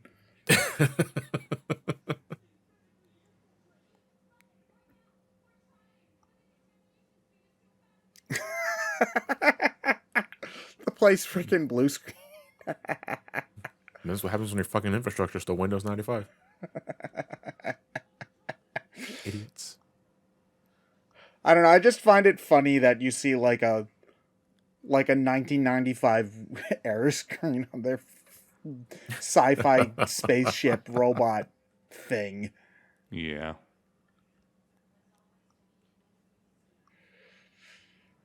So who's like still working for Nerve at this point? It's just Gendo and Fuyusuki, right? It's just Gendo and Grand Moff Tarkin, yeah.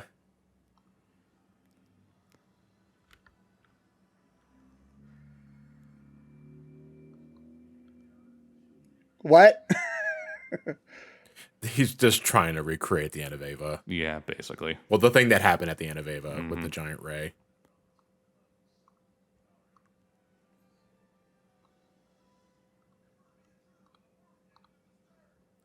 What's up, bitches? Yeah. This is literally his Michael Keaton moment. The bat signal just went off. I'm Batman.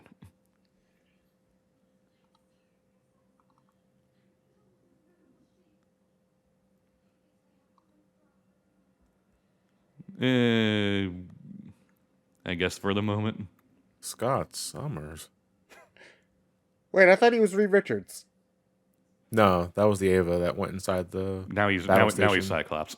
Yeah. Oh, okay. Reed Richards being piloted by Scott Summers. That's it. That's the end of the show right there. Yeah. The fucking credits roll. I love this moment just because it's the exact opposite of what happens in the end of Ava. Rizko just has no time for his shit. Yeah. Not even giving him the chance to finish a sentence. It was funny though, because when I saw like the fucking this is a great moment, by the way. I'm just picking up his brains and putting it inside the head. Gross. So like he's immortal now? He's an angel. Oh, he's an angel? Okay. Yeah. No, he's fucking full blown angel.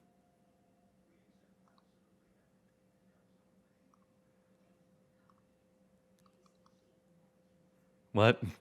What does he remind? You know what? Okay, no, it was driving me nuts of what you fucking reminded me. He reminded me of fucking Galactonite. It does look like Galactonite. Yeah. Holy crap. That's awesome. Oh, hi, Asuka.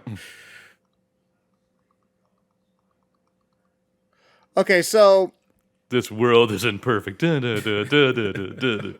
Okay, so but Gendo earlier in the series wants to stop the angels and save humanity. Does his goal change over the course of the series, or is that always just a cover for what he really wants to do? He always wanted to achieve instrumentality. Yeah, because he wants to see his wife again, basically. Yeah, he really wants to fucking see Yui again. Okay, so in order to do that, he needs angel stuff, and the best way to do that is because Yui is stuck in the Ava, functionally speaking. Yeah. Okay. So the only way to basically he's trying to quote basically in a layman's terms get on her level, in a sense. Man, I've heard about reaching out of your league, but this is ridiculous. It's getting awfully close. It's kind of coming right at us. Should we do something?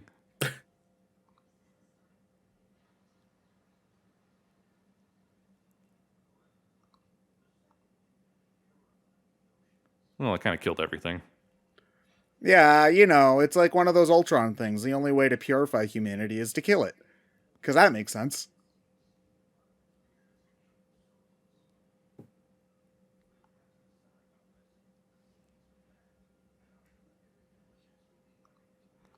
Blah, blah, blah, blah, blah, blah, blah, blah, blah. Kind of far away. I'm not sure what the acoustics of this void are like, but they probably have a hard time hearing him. Oh, so it's just like it's one of my favorite funny jokes in Shazam. Yeah, exactly. It's my favorite joke in Shazam was that you couldn't hear him when he was talking all the way over there.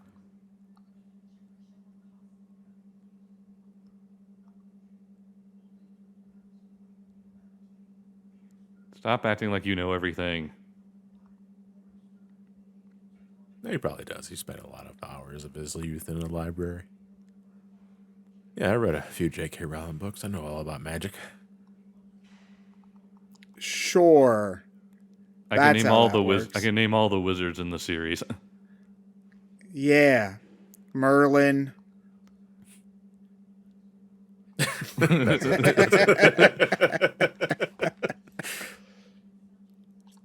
Is the Band-Aid on their arm significant in any way? They explained it earlier. It's how they remember the people that got killed during Third Impact. Yeah, it's like people wear the black collar for remembrance. Oh, okay. It's basically that. Yeah, it's nothing special. It's just a thing. Okay.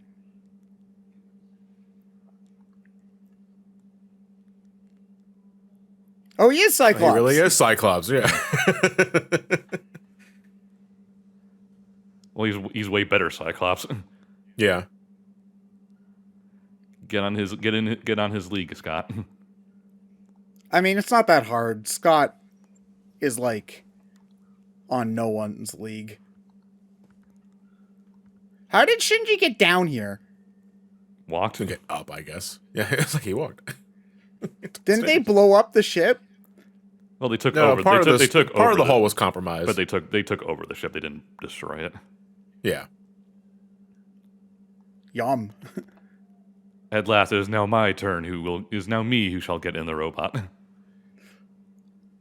I'm surprised they haven't done this earlier. To be honest. What do you mean? Like have Gendo get in a robot for a robot fight? Mm-hmm. Yeah, it was something that kind of crept up in my mind a bit because I know like a big part of the Rebuild series was just kind of subverting or at least inverting how the original series ended. But it does feel a little vanilla to end it with a Shinji versus Gendo robot fight. Even though it does get a little more philosophical. I was going to say, it's not really a fight. Yeah, it's not really a fight per se, but it does feel a little more standard. It's the world that we know is ending. That's not the words at all. It's not. I forgot what they were, so I'd ad-lib. Billie Jean was my friend. Oh, we're some way there.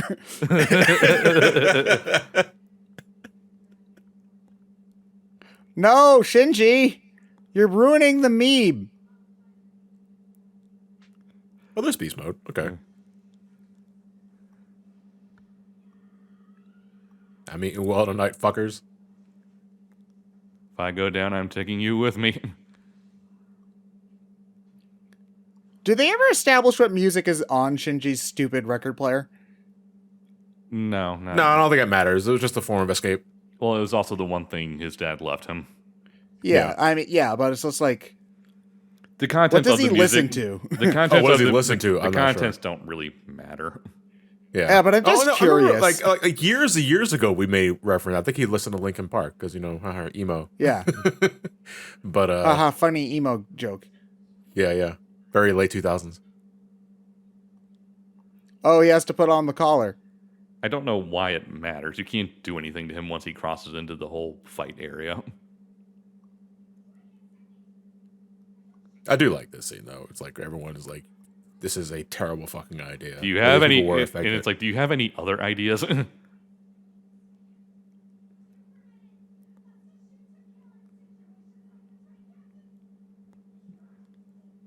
I was told to get in the fucking robot.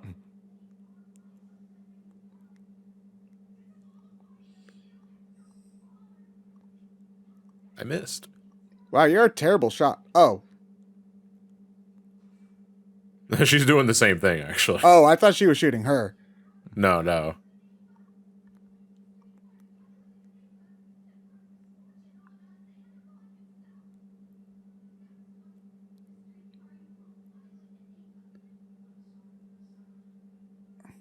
Wait, so why doesn't she want him to drive it other than he'll kill everybody? Sakura at least cares and so far realizes that him piloting the Eva has also basically made Shinji's life miserable. Oh, Yeah. okay. So she's doing it because she does care more for Shinji than the other girl, was more like, you will end us will all. kill us all. Which to go against her point, what better idea do you have at the moment? Yeah. At the same time, I am sympathetic because she did lose her family. No, I am too. Shinji It's shenanigans. just a matter of you don't have any way to say, here's a better path. Like I'm all ears to an alternative. but you don't have one, so sorry. You don't have one, so I'm sorry. It's like I have to do this.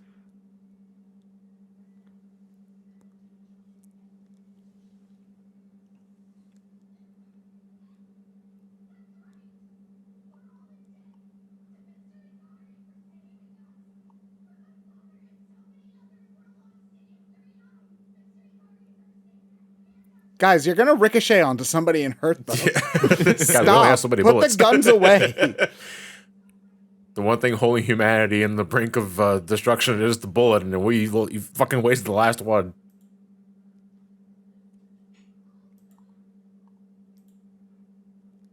It's all so complicated. Hi, Mari. Stop calling me doggy. I am a lion. I was kind of hoping the suit would stay like in its fat form. Just suck the emotion of every scene from now on. He's just the blueberry girl from Willy Wonka. Yeah, basically. So is Misato now okay with Shinji or something? Misato was always okay with Shinji. It's like, well, okay, more accurately, Misato never stopped caring for Shinji. she had a responsibility to her crew to kind of be mad, and also she never quite forgave Shinji for basically calling the events that killed Kaji, who she was together with. Yeah, her husband, basically. Yeah. She did have a kid. Yeah. We saw him earlier in the movie. It was for a very brief moment, but it's just to signify that, life moves on. Mm-hmm. And now she lost the communist shades. Oh no, now she'll never be cool ever again.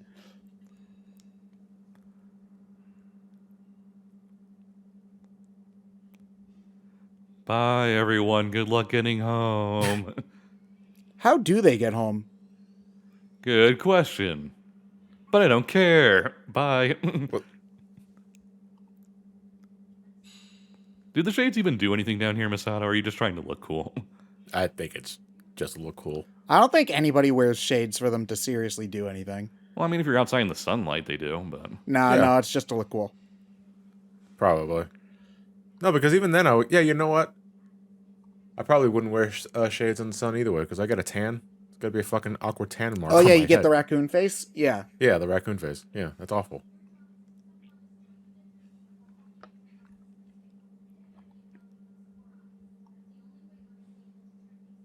Oh, is he? What's with the freaking teleport bullshit going on here? He's doing that on purpose. Yeah. Their weirdness aside, effectively, they're in anti-universe at the moment.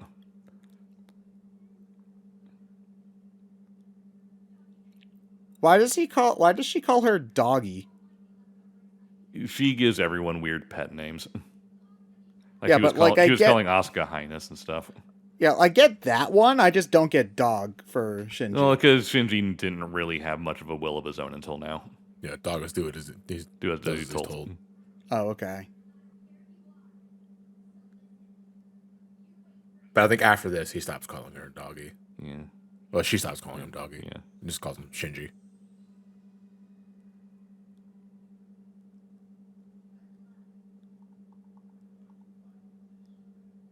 Oh, wait, what? Actual Ray. From original series or? No, the one he tried to save in 2. Oh, okay. Because it was like what Ray's soul that pilots the Ava, right? Or some other shit. Yeah. Yeah. So now that Shinji is willing to pilot the Ava, Ray doesn't need to be in there anymore. Yeah, not anymore. Let's go. So remember the last time we saw that particular Ray was in the second movie? Yeah. And her hair was short, so look at something that even like the soul of a character's hair can still grow. Well, they mentioned it with Asuka earlier before the fighting even started, that for her body stayed the same, but the only thing that grew was her hair. Yeah. Oh, that's right. You're right. I totally missed that. What? My own clone. Now none of us can ever be virgins. We must robot fight.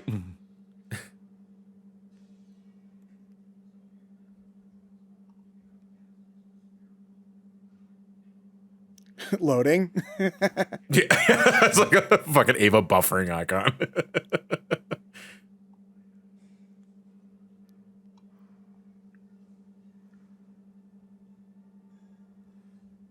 Tengen Toppa Gurren Lagann bullshit.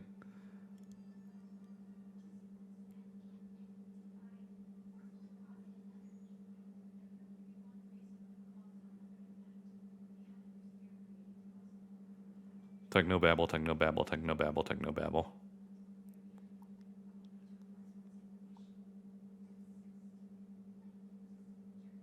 So he just doesn't give a shit about his kid at all? I think at the end of the day, Gendo really just sees Shinji as a means to an end. Sort of. We'll get into it as things go on.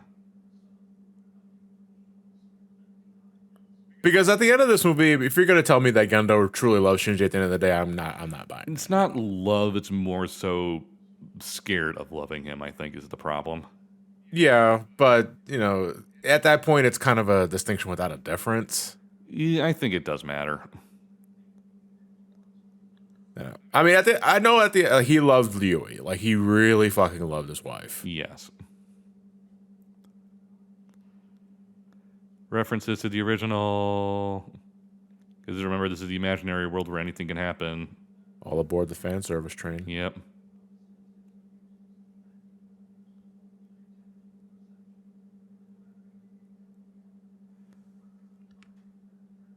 Here's to you, old fans.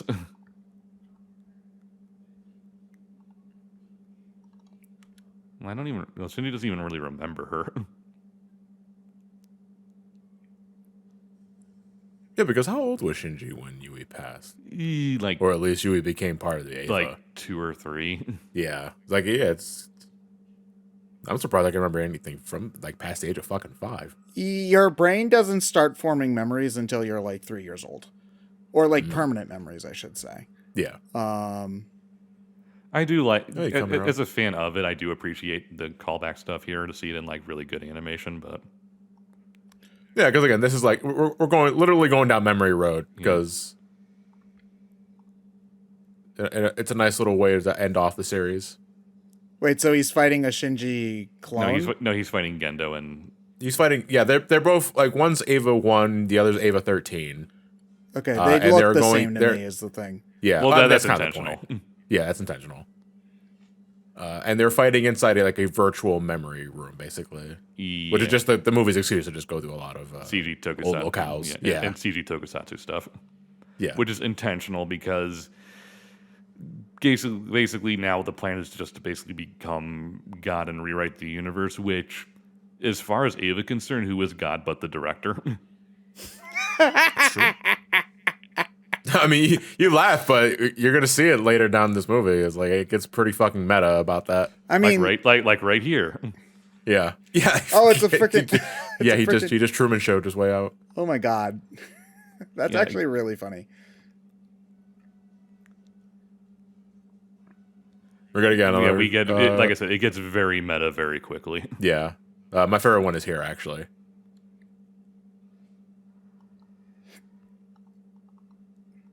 I was like, oh, I recognize this room, and then he fucking he gets knocked into the back, and it's a fucking stage. It's where fucking Steve Rogers learns that he's been asleep for 70 years. Yeah. Oh, so they just keep on like teleporting to different places. Well, because none of this exists. Yeah. Yeah. It's just places they except in their memories. It's just places they know, so it's the only places that can form. Yeah. I was waiting for him to go like, "Hey, I masturbated to Asuka here." Oh, yeah, we'll get to aspects of that later. Wait, they bring that up? Sorta.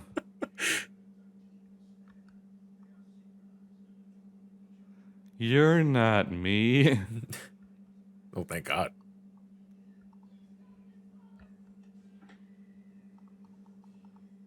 You can't settle things with giant robot fights. Watch me, Dad.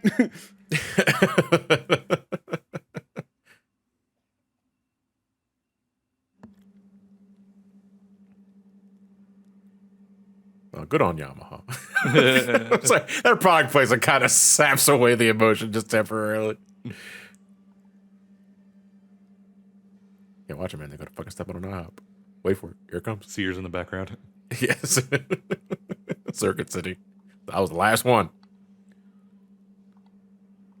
Bonk. It is interesting to watch Shinji like just go full on shonen protagonist though. Yeah, he's never been this aggressive. No, because he was created to be the anti-shonen protagonist. Yeah. In what way? By being he is not interested in piloting for like I'm the hero who's going to save the world. He does not want to pilot the Ava. He is doing so purely to get the recognition of his dad. That's basically it. He is a shy, timid boy who doesn't really want to interact with people, whereas basically every shonen protagonist is usually spunky and outgoing and happy to be with people and befriend your enemies and things like that. It's like, Shinji is not about any of that shit. And for him to be like this is kind of very anti-Shinji. At the same time, anti-Shinji is your regular ass everyday shonen. I think maybe the point is just that he's supposed to have grown. Well, obviously, yes, but... Yeah. Yeah, no, because this is... Even in the sense that he is trying to, quote-unquote, save the world, he is doing this to finally confront his dad. After an entire series and 3 movies, he finally just says, screw it. Yeah. Dad, let's fucking get down to it.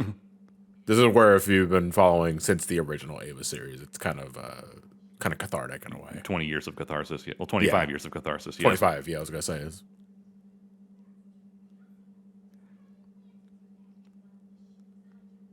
Really kind of. It's funny, though. I have to ask, that for anybody that's listening in, if you got this far, kudos.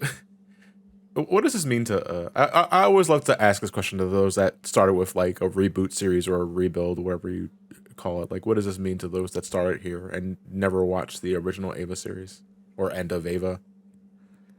Like, does these stories work in a bubble, or do you really need the baggage of the other series in order to get the most out of it? I'd have to ask someone directly about that because I have no way of knowing. Yeah, same here, because I do have some familiarity with Ava before even watching the rebuilt series, so I can't say for myself if the story works in a bubble. We need to explain how everyone's getting home, even though it's just kind of padding the runtime at this point. Humanity will survive. I don't like what they did with Maya in this reboot series. Which one's Maya? What is it about it? The tomboyish woman there who her entire shtick in the rebuild is just, I don't like young men. It's like, we get it, you're gay.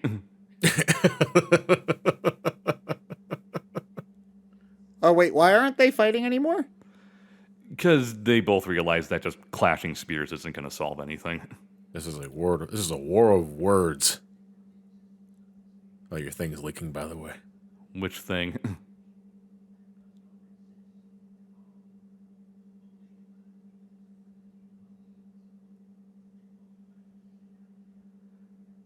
Philosophy. This is the Lilith. This is like the anti-universe Lilith. The catalyst of the ginormous ray. In the original, yes. In the original, yeah. Why does it take the form of Ray again? It's a form Shinji was familiar with. Oh, okay.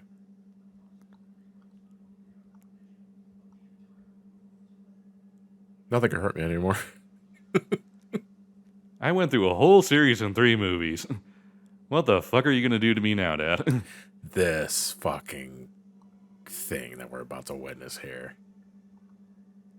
Bum bum ba dum ba dum dum. Like, I'm of two minds.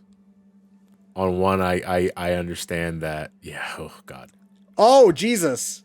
Yeah. Like, on one hand, I completely understand that it's supposed to be fucking creepy. Another part is we can't be bothered to fucking reanimate that thing we did at the end of Ava because holy fuck, that probably took a lot of time and money. So let's just make a giant CG head. Some shots look better than others. I will agree. Like, the body is not CGI.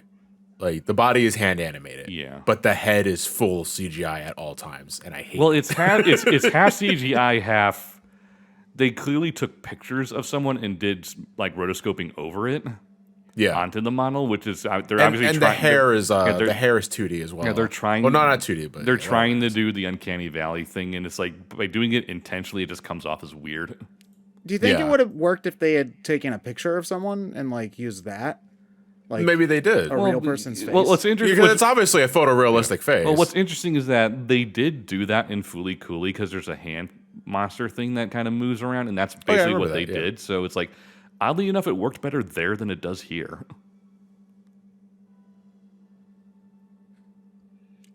Do they ever explain what the maybe randoms, a part of it, like monoliths are that Gendo talks to? Oh no, those are members of Sele. Okay. Do they ever explain why they're random? Well, monoliths? they're voice communicators, not monoliths. Yeah, basically Skype calls. Oh, okay. I think a part of it is we don't want to completely one-to-one recreate the end of Ava. You can one-to-one recreate the end of Ava. Things are too different. I'm also just talking about in terms of like animation. It's like we can't just do that again. We have to make it distinct. We have to make it ours. We have to rebuild it, so to say. And so what can we do? It was like, to make a very fucking uncanny CGI head. I was like, all right. Who are you? We don't know.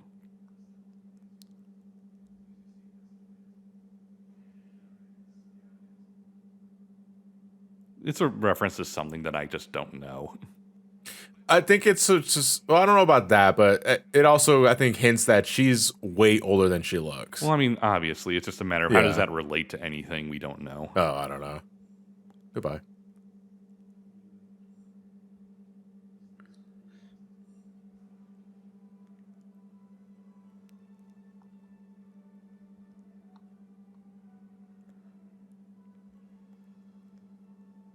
Watch End of Ava again.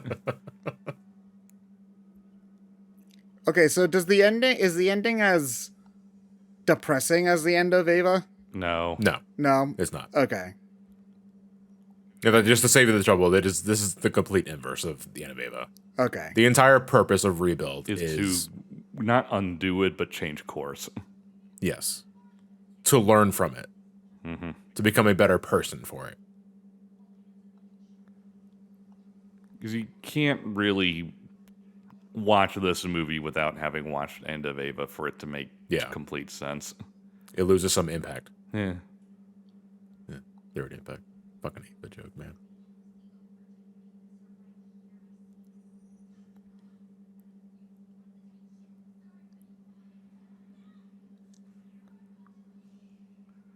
Okay, I don't know if this is just me not knowing this series, but I still feel like I'm really lost.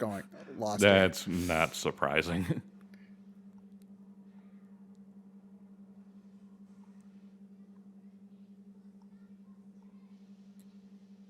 Well, I forget. Was Ted part of the other commentaries? I did at least one of them. You did 3. I don't know if you did 2, but you definitely didn't do 1. Because I posted. Were you familiar at all with Ava beforehand, Ted? What was that, sorry? Were you familiar with Ava at all? I know that there's robots, and I tried to watch, like, an episode or 2 of the show. I just, like, didn't really get into it, I guess, is the thing. It just didn't click with me. I know that it starts off a little bit slower, but it was just the way that the fights looked. For whatever reason, I just didn't jive with the robot fights. Well, they're meant to be heavy and clunky because they're not your Gundams where you can just pilot it like a normal human body and just do all this cool shit normally. Well, no, I normally like that. I like when big things look like they have weight. I just, I don't know. It just didn't work for me, and it was so long ago that I can't really remember what specifically, what was about it that I didn't really jive with.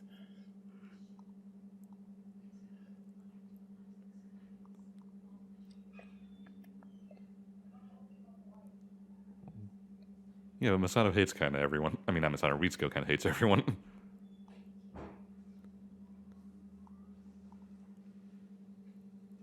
Bye, everyone. Hopefully you have enough fuel to make it to the surface.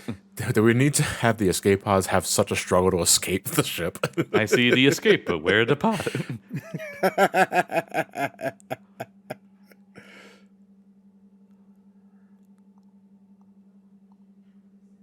See? Legacy reactions. Legacy. She looks like the old Misato.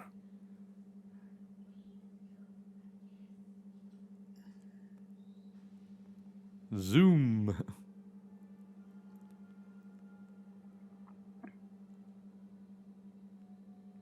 Good thing she knows how to pilot this. I mean, it's a regular ship at the end of the day. Yeah, I guess. Who cares if it's a retrofitted Angel?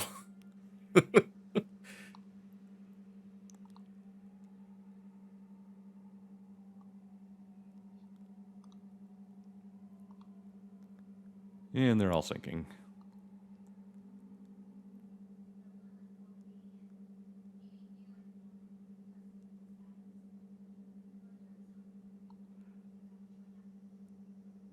This is kind of where things get. This is the stuff that plotted a little bit, I feel. What do you mean by that? They could have sped some of the stuff up some. Oh, okay, I see. Well, that shot was just to say, hey, look, it's starting to happen again. Yeah. Because as soon as the giant ray spread out the wings, that's when things start going foobar. Getting a little more orange, if you know what I mean. But now it is strictly just conversation from this point on forward. We are done with fights. Oh, the budget ran out. Ran out of didn't you bastards? This is one of those things about these sorts of existential, I'm going to create the world to be a better world kind of villains. Where they're always like, it's always like just a, sorry, I'm struggling to come up with my words here. It's always like, oh no, they don't actually care about making a better world. They just want XYZ. This is a thing that comes up in Persona 5. Gendo in this version does. It's just, it's a better world for him. Okay. If that makes any sense. Oh god, I thought the seizure crap was over. Not quite.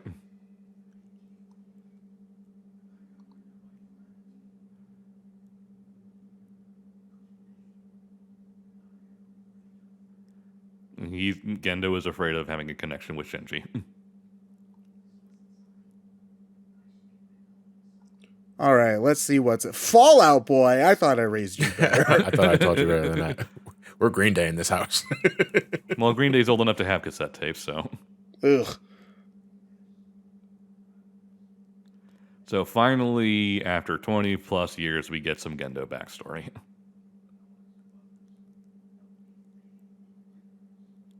He did that thing where you put your earbuds in so the people will leave you alone. Oh man.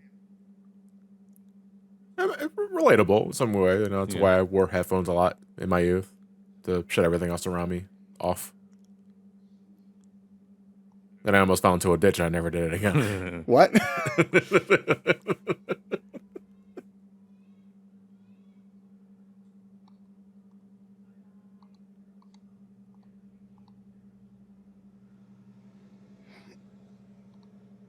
It doesn't. This is really interesting because it makes you not sympathize with Gendo, but we finally get a peek into what he thinks about things, which we never got before. Yeah. In that way, it's interesting. A part of me feels too little, too late.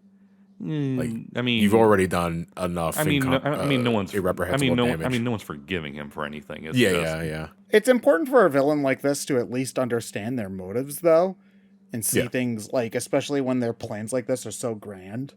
Otherwise, they just kind of feel like your typical like JRPG bad guy, cookie cutter villain. Yeah.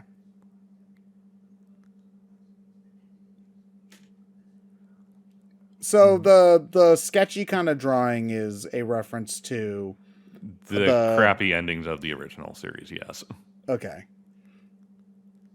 Because that was the last two episodes of the TV series are Shinji going through his head and kind of formulating his own thoughts about things.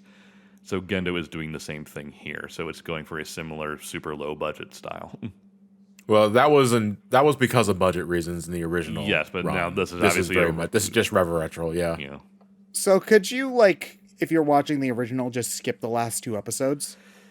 Yeah. It's hard.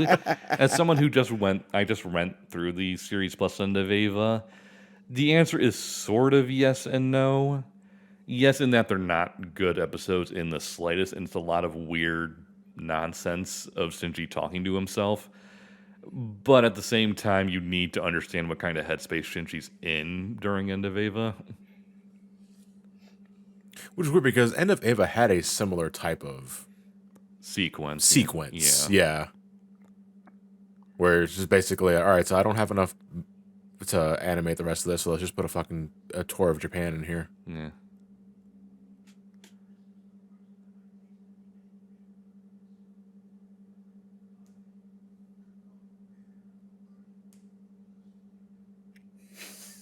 So I'll make another Yui.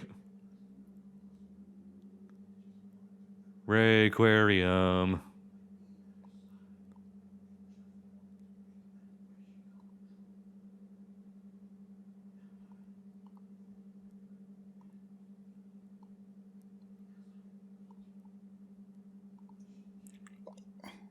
Man, you're a little piece of shit, you 8-year-old.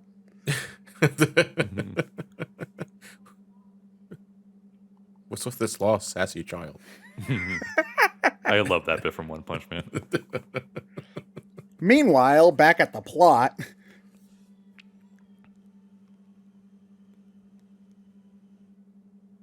Wait, what? Yeah, it's destroyed to the world.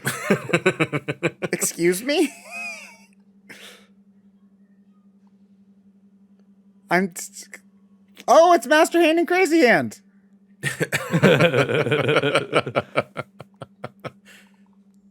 Never liked the Master Core. Terrible boss fight. Man, like, there's like 9 phases, and the 9th one, it just becomes a random CGI head in the background. And then he just becomes Joy of the Worlds. It's a very fucking odd moment for Smash Brothers.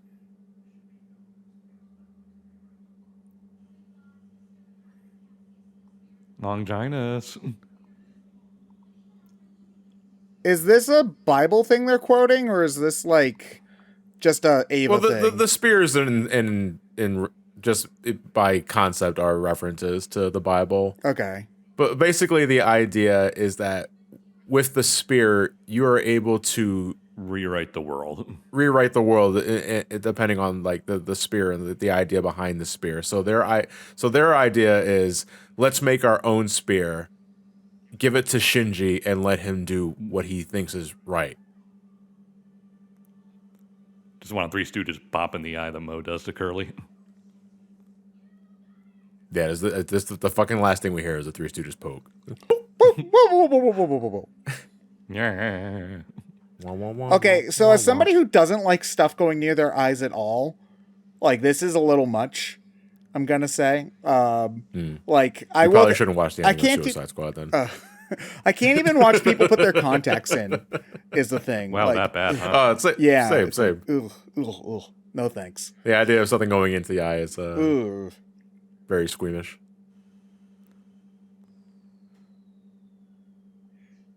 Wait, is that supposed to be Gendo there? No, that's her kid. Oh, okay. Because it looked like Shinji, so... No, it's her kid. Okay. So now he has the spear to do what he wants. Plays with it. Yeah. Oh, because they're in the giant right head? No, yes, but they're basically an anti-universe. Basically means ascended sort of weird situation. It's awkward to explain.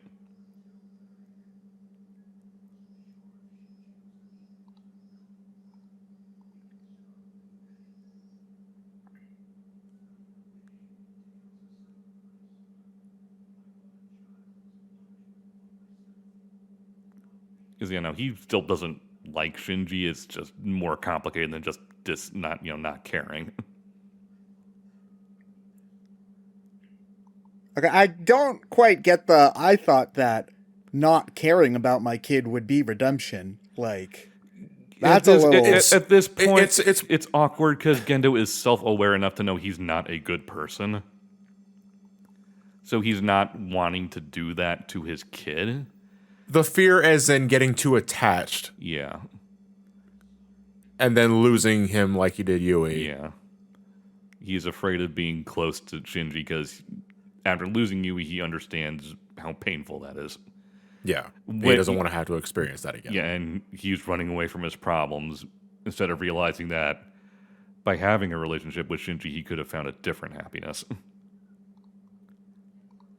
That doesn't absolve him of anything he did. It's just a matter of you can finally get into his headspace about it a little bit rather than just typical, oh, haha, Gendo, anime dad of the year. Haha. That adds a layer of tragedy to the character. Yeah. I feel like nobody ever really tried in the... like, I don't think anybody ever really thought about, like... I mean, I'm saying this like nobody in the universe ever did this, but you know what I mean. I feel like trying to understand Gendo's headspace wasn't really a priority for anybody at any... Wait, It wasn't, and remember, Asuka's a created person Yeah, now. but she just showed up randomly, and now there's also puppets. Because Tang and references to the original and all that. The point was not to go into Gendo in the original series. It just wasn't. Yeah. I mean, but he's like legitimately an interesting character in this, is the thing. And so, like, I feel like they could absolutely have done that. But I guess they just wanted it to be more about Shinji. Yeah, it wasn't the focus of Anno's headspace back then. Yeah. Was this part given to different studios? I think so. This whole thing with Asuka looks like it's gone... She goes through like 3 different character designs here. I mean, that may be intentional. It looked like done by different studios. I mean, that may be intentional given the multiple Asukas thing. You're right. So this is real world Asuka? No, This is Clone This is Asuka. Clone Asuka. Yeah. Which is an interesting counterpart considering original Asuka was a natural human. Yeah.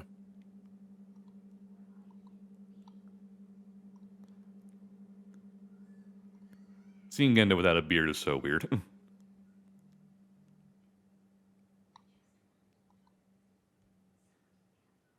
Wait, so did they know each other as kids? No, not really. No. They Okay. like crossed paths once, but this is the movie's attempt at getting into Asuka's headspace. So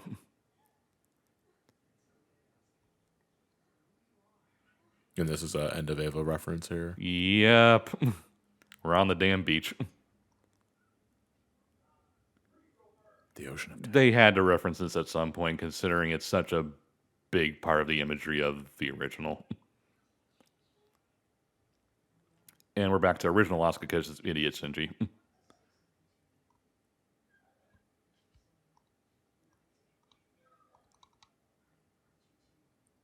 Just kiss, Jesus Christ. They're actually not together because it's awkward because original Asuka knows they're not a good fit.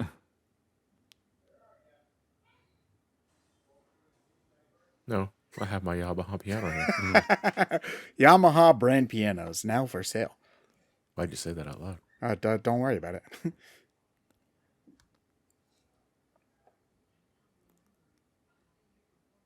And this is a scene from the original series. Oh, this part right Yeah. here. Okay. Because this is where we're introduced to Kaworu in the first time in the original series.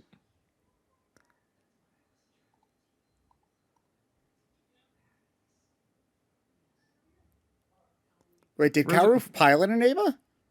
In the original, yes. Well, yeah, in both he did.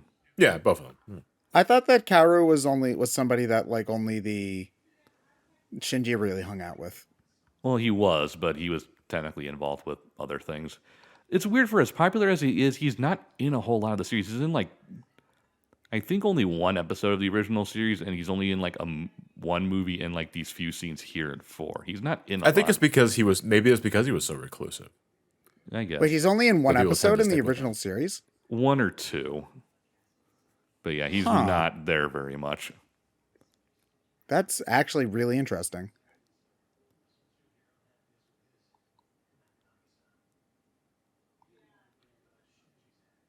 Oh, and now they're getting into him Yeah. too? Okay. Gotta give closure for all the characters. Oh yeah, that's what The happens. Stained Moon. This is from original Ava. Yes. Because that was the result of the Ava fucking bleeding. Yeah. No, it was the The Ray. Ray. The Ray thing Yeah. bleeding, yeah. So Kaworu is aware of the whole multiversal thing going on.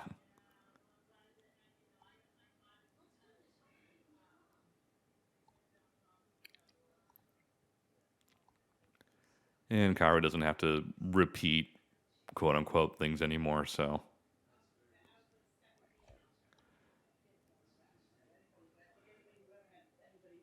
it's a very awkward way to kind of give Kaworu anything to do relevant plot wise, because he's like not really in charge of anything. I think it's because characters took a likeness. It's like, we got to give him something else. Yeah. Maybe it's as superficial as that, or I don't know. Maybe there's something I'm not seeing. It's hard. I would need to kind of more look into the deep lore of Kaworu's existence in the original. This thing though is like, what is lore and what is just interpretation? It's hard to say because Yeah. Ava has a lot of lore under the hood you can go into if you really want. Where did they like release it? Novels, pamphlets, things like that. Okay. What does they even have a lot of supplementary material? Yeah, in Japan, not here, not anywhere Okay. else. Well, that would do it. And time to finally say goodbye to Rey. I mean, she's dead, right? Oh wait, is No. that an actual PlayStation controller on there? The hell? Yeah. What? With Sony Well, cameras because too. it's drones. Yeah. It's time to wrap things up. Yep. Yeah. Original series. Wait. So Shinji's remaking the world, and he's remaking the world in the original series. Well, he's remaking a world without Evas or angels. And because of the position he's in, he's aware of the original series. Oh, okay. Grab me a copy of Neon Genesis Evangelion.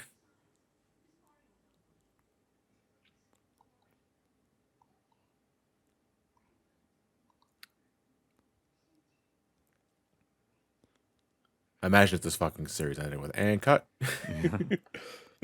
I'm on a big sound stage.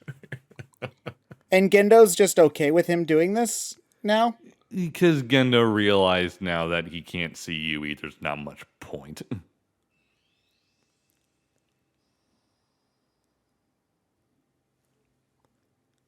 So it's like, if he can't see Yui, then there's no point in going any further with his plan.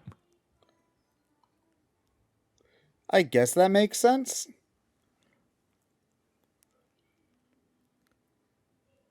I was kind of hoping it was Anno. Like photorealistic Anno. Is that his actual mom? Yeah, that's Yui. Yeah, that's his actual mom. Yeah. Okay.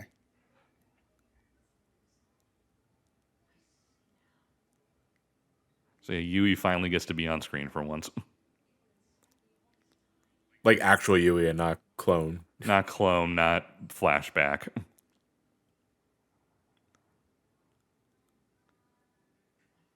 So basically, Gendo's taking the hit for Shinji.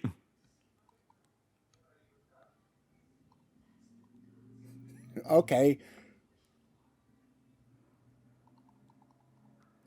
So in the end, he still got what he wanted for a moment. Reunited and it feels so... Blow up all the Avas. Is this a metaphorical representation of Anno saying, I don't want to fucking work on this anymore? I'm going to fucking blow them all up. I think it's pretty blatant.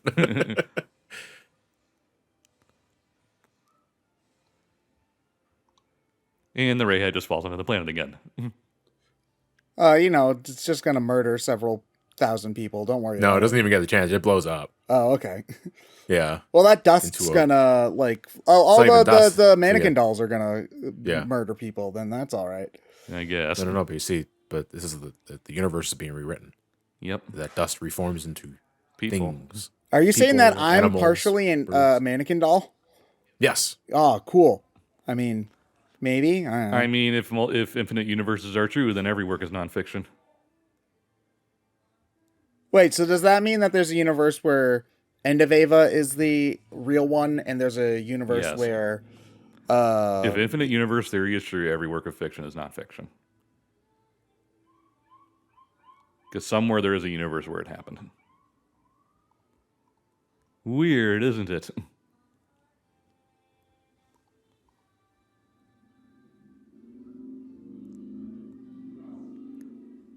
Happy music. Oh yeah, there's a penguin in this series. Yeah, Pen's the weird thing that's like never really a part of anything and is just kind of there and no one really knows why. Marketing? Cute? I think that was the joke, is that he's supposed to be the cute mascot character but doesn't get to be in anything. And Shinji's still on the damn beach. I still have this fucking Battle Royale collar attached to my neck. Shinji, you got rid of the budget there, pal. Shinji, stop. Shinji, no. Shinji. You dropped the budget, Shinji. No. You're an editing too, didn't you bastard. Let's analyze this. I mustn't run away. Okay, good, I got that. Let's analyze this. If I were to run away, where the fuck would I go? I'm on a big blue ball. Oh, God, does the bus run through here? The movie's better make over there. I am stuck in nowhere land. That's the best. Ran out of you two, didn't you bastards.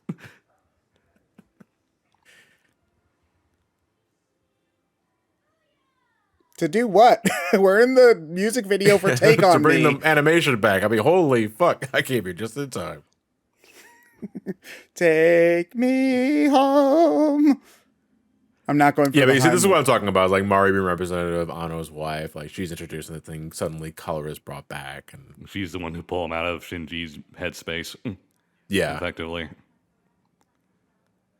It's interesting because I've read an interpretation that the reason why they went with not just for the wife, real life wife allegory is that they used Mari for this because she's the only one who had no prior relationship with Shinji and thus can meet him on his own terms rather than their own messy history of things. Yeah. Are you talking about in this new world or in the old world? In the new world, because she's only a thing in the Rebuild series. Oh, okay. Yeah, she is not in the original Eva at all. What we were getting into that earlier is like a consequence of that is that because she's just there, it kind of falls to you to like do something with her, and she doesn't really do anything besides pull Shinji out of his headspace, which again is more reflective on Anno's relationship with his wife than it does in the context of Eva.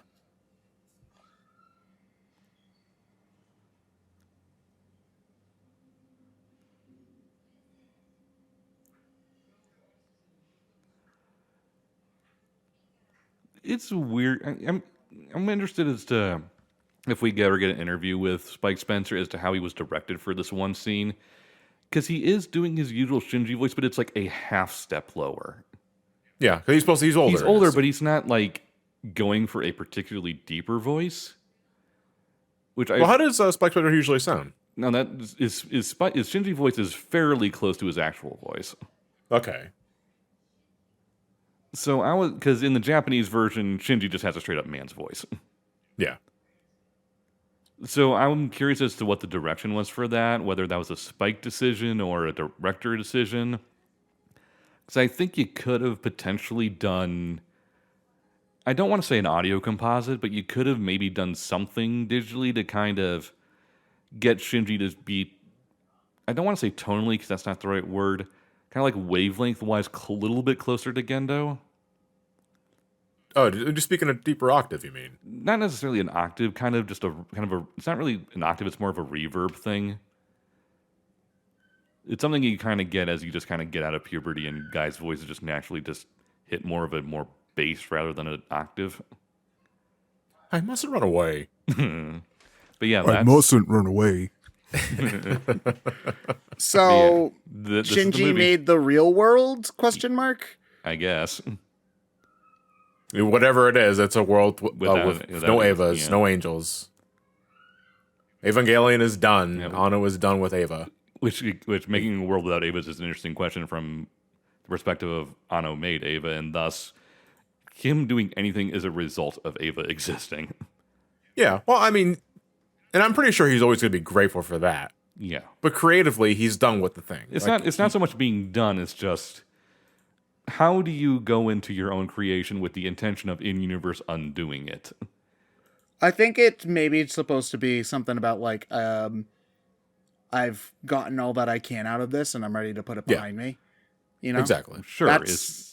Yeah, I mean, like he is forever grateful for what the series has let him do creatively, how it helped him battle his inner depression, and how it continues to help him keep his head aloft. At the same time, as a creator, he wants to do other things. This series is fucked up. Yeah, I mean, but it's kind of it's a very interesting journey because again, before the Rebuild series, all you had was the original Eva and End of Eva, which was like mad depressing. Like, and granted, by the end of Eva, like it's about acknowledging that and making the best for yourself. It was still very much dour. Yeah, but left to interpretation, which is a little bit of the point. Yes. Anno didn't have any answers for his own self at that point. Yeah. So in a way, you could say that the Rebuild series is sort of pandering to the crowd. It's like, no, I want something a little more concrete, while at the same time still making it a little ambiguous as to what exactly happens from this point on. At the end of the day, I don't think it matters. No, this is the ending. You can't do anything more than this. As I believe Anno said in an interview, and that's a very big if, he were to ever revisit it, it would have to be within that 14-year gap between 2 and 3. When Avas are still a thing and all that sort of thing. Yeah, and that's which I think that doesn't sound very interesting. No, there's nothing to do there. Yeah. I mean, I guess you can go more into like Asuka. I guess. I mean, you could, but it's one of those, again, we don't need to do that, and I think we should just be done. There's nothing more to do. Just let it be. Sometimes a show is great or a thing is great because it ends. Yeah. Yes. I feel like a lot of things do not end when they should. And they just kind of lose the point that they're supposed to be going for because they just wanted to keep it going. And it's always just a real shame when that happens because, unfortunately, at least for me, I find it hard to look at things when it comes to a whole series in a vacuum. A good example for this personally is Ace Attorney. For me, like, I love the first 3 games. They are amazing. But once you get 4 and everything after that, like, things get really iffy. Great Ace Attorney is great, by the way. You should play that. My counter to that is games are a very different medium due to the user interaction nature of it. Yeah. Or is a game just existing to be played is, at least on some level, the point. So even if it goes on for longer than it should, in a sense, I'd say you can't necessarily reach that point with a video game series. I mean, I would argue, just to be nitpicky, I would argue that Ace Attorney is basically just a book series, but with pictures. But I get what you mean in that sense. But I feel like for a lot of things, context is important, and I feel like, especially like, do you think people would be okay just watching the original series now? Like, or can you take that on its own, knowing that these reboots exist? I'm not sure. It's an interesting question to dive into. I think they're all part of the same journey. Yeah. Like, the rebuilds are effectively continuations at this point. Yes. And they brought back the song. It kind of goes into the whole thing we said about Final Fantasy VII Remake. Yeah. Where one is essentially a stealth sequel to the other. Yeah. Well, I mean, Final Fantasy Remake, I also feel like is a little bit more cynical. Or at least I take it a little bit more cynically because... Oh, no, you absolutely can't take it cynically. Ava, you mean? I meant Final Fantasy VII Remake. 7 Remake. Yeah. Whereas I feel like there definitely was plenty of like actual, like, I don't want to say that. I don't want to assume what Square was thinking when they were making the game. Square on the whole was thinking, we like money. Yeah, like, Cha-ching! like that's the easy way to go for, but like, maybe they did have things they wanted to say about the original Final Fantasy VII, but I definitely buy that a lot more. Like, I don't think that the Ava remakes were made just because Ava is a big name and will make them money. It certainly will. But like, the ending clearly is divisive and they wanted to continue / retell that story. So it feels more genuine to continue it and do weird meta stuff with it, because that's just what the series has always been. Versus the easy comparison, Final Fantasy VII Remake, where it's just like, we're gonna remake it. Are we gonna change things? Maybe.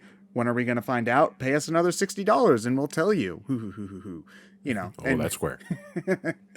Yeah, and again, I don't like being cynical because it's just not a mind space I enjoy being. I don't like just expecting everything to be bad, but And I'm of the mind where I get it, and I understand that it is very easy to have that sort of viewpoint. When it comes to to me, it's the difference between a company deciding something and a creator deciding things. Obviously, Nomura had some say in that, but I think Square would have gone into 7 Remake kind of regardless of what he wanted, for whatever reason. In terms of for a business decision, Yeah. just to make bank, sure. But I also believe that, hey, this is the game that put you guys on the map in the first place. Yeah, but because you guys weren't really that big at all before 7. I think in a similar line of conversation, I don't think they would have made an Ava sequel without Anno's consent. No, they couldn't No, due to rights. they couldn't, yeah. Due to rights. Yeah, but like I think like even still like I don't think they would have been able to do something that was just okay. We're gonna make Super more Nintendo, Ava just Evangelion. because. I don't think that would have ever happened. Whereas I think you could have. This is a creator-driven series, and you can't do anything without Anno beyond. Obviously, the characters will appear on advertisements in Japan and posters and all the merchandising. That'll happen basically until the end of time. Yeah, you can't make anything else without Anno involved. You just can't. I can't wait until the Netflix live-action Evangelion that they'll make one day. I'm already meeting some Twitter accounts. Because holy fuck, some of you guys are insufferable. Wait, is that actually a thing that's happening? No. Okay, because I was making fun of like One Piece. Here's the thing about this, because I know people get pretty pissy about like Netflix adaptations and other thing like that because they're bad, but to some it's kind of the same vein of like the Disney live action remakes and some of the shit, and I completely fucking understand that. At the same time, it's not out yet. Give it a watch. If it's bad, it's bad. It's like, okay. I know. For the sake of the audience, so I can explain my point.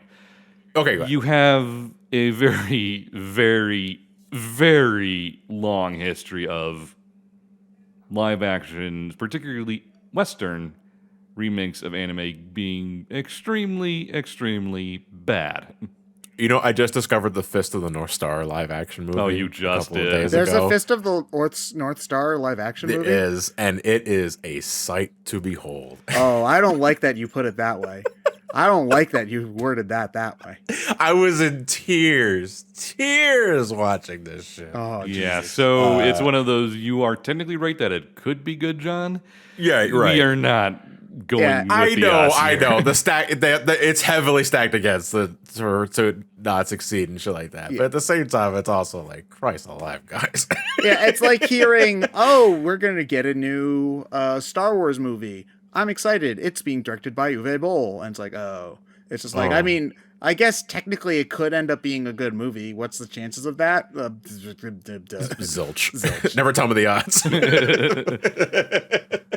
Man, they translated this into like every language possible. Korean, Hindi, geez. But yeah, I mean, shall we wrap things up? Yeah. I have no idea what I just watched. Now we're doing this again. Nope. I'm tired. Yeah, so that was the actual end of Evangelion. It took us 11 years of commentary to actually get to the end of this because it finally came out. So will we do any more movie commentaries after this? We don't know. It depends on time. Hard to say. Our schedules are vastly different now than they were 11 years ago. Yeah. So I would like to. It's so I mean, for all we know, this could be end of the BrainScratch movie commentary things too. So. Oh, no, you make it sound depressing when you put it that way. We can have watch parties, but you won't be invited. I'm talking to the audience. just break the fourth wall. Just break the now we're getting meta as well. Mm-hmm. You cannot subscribe.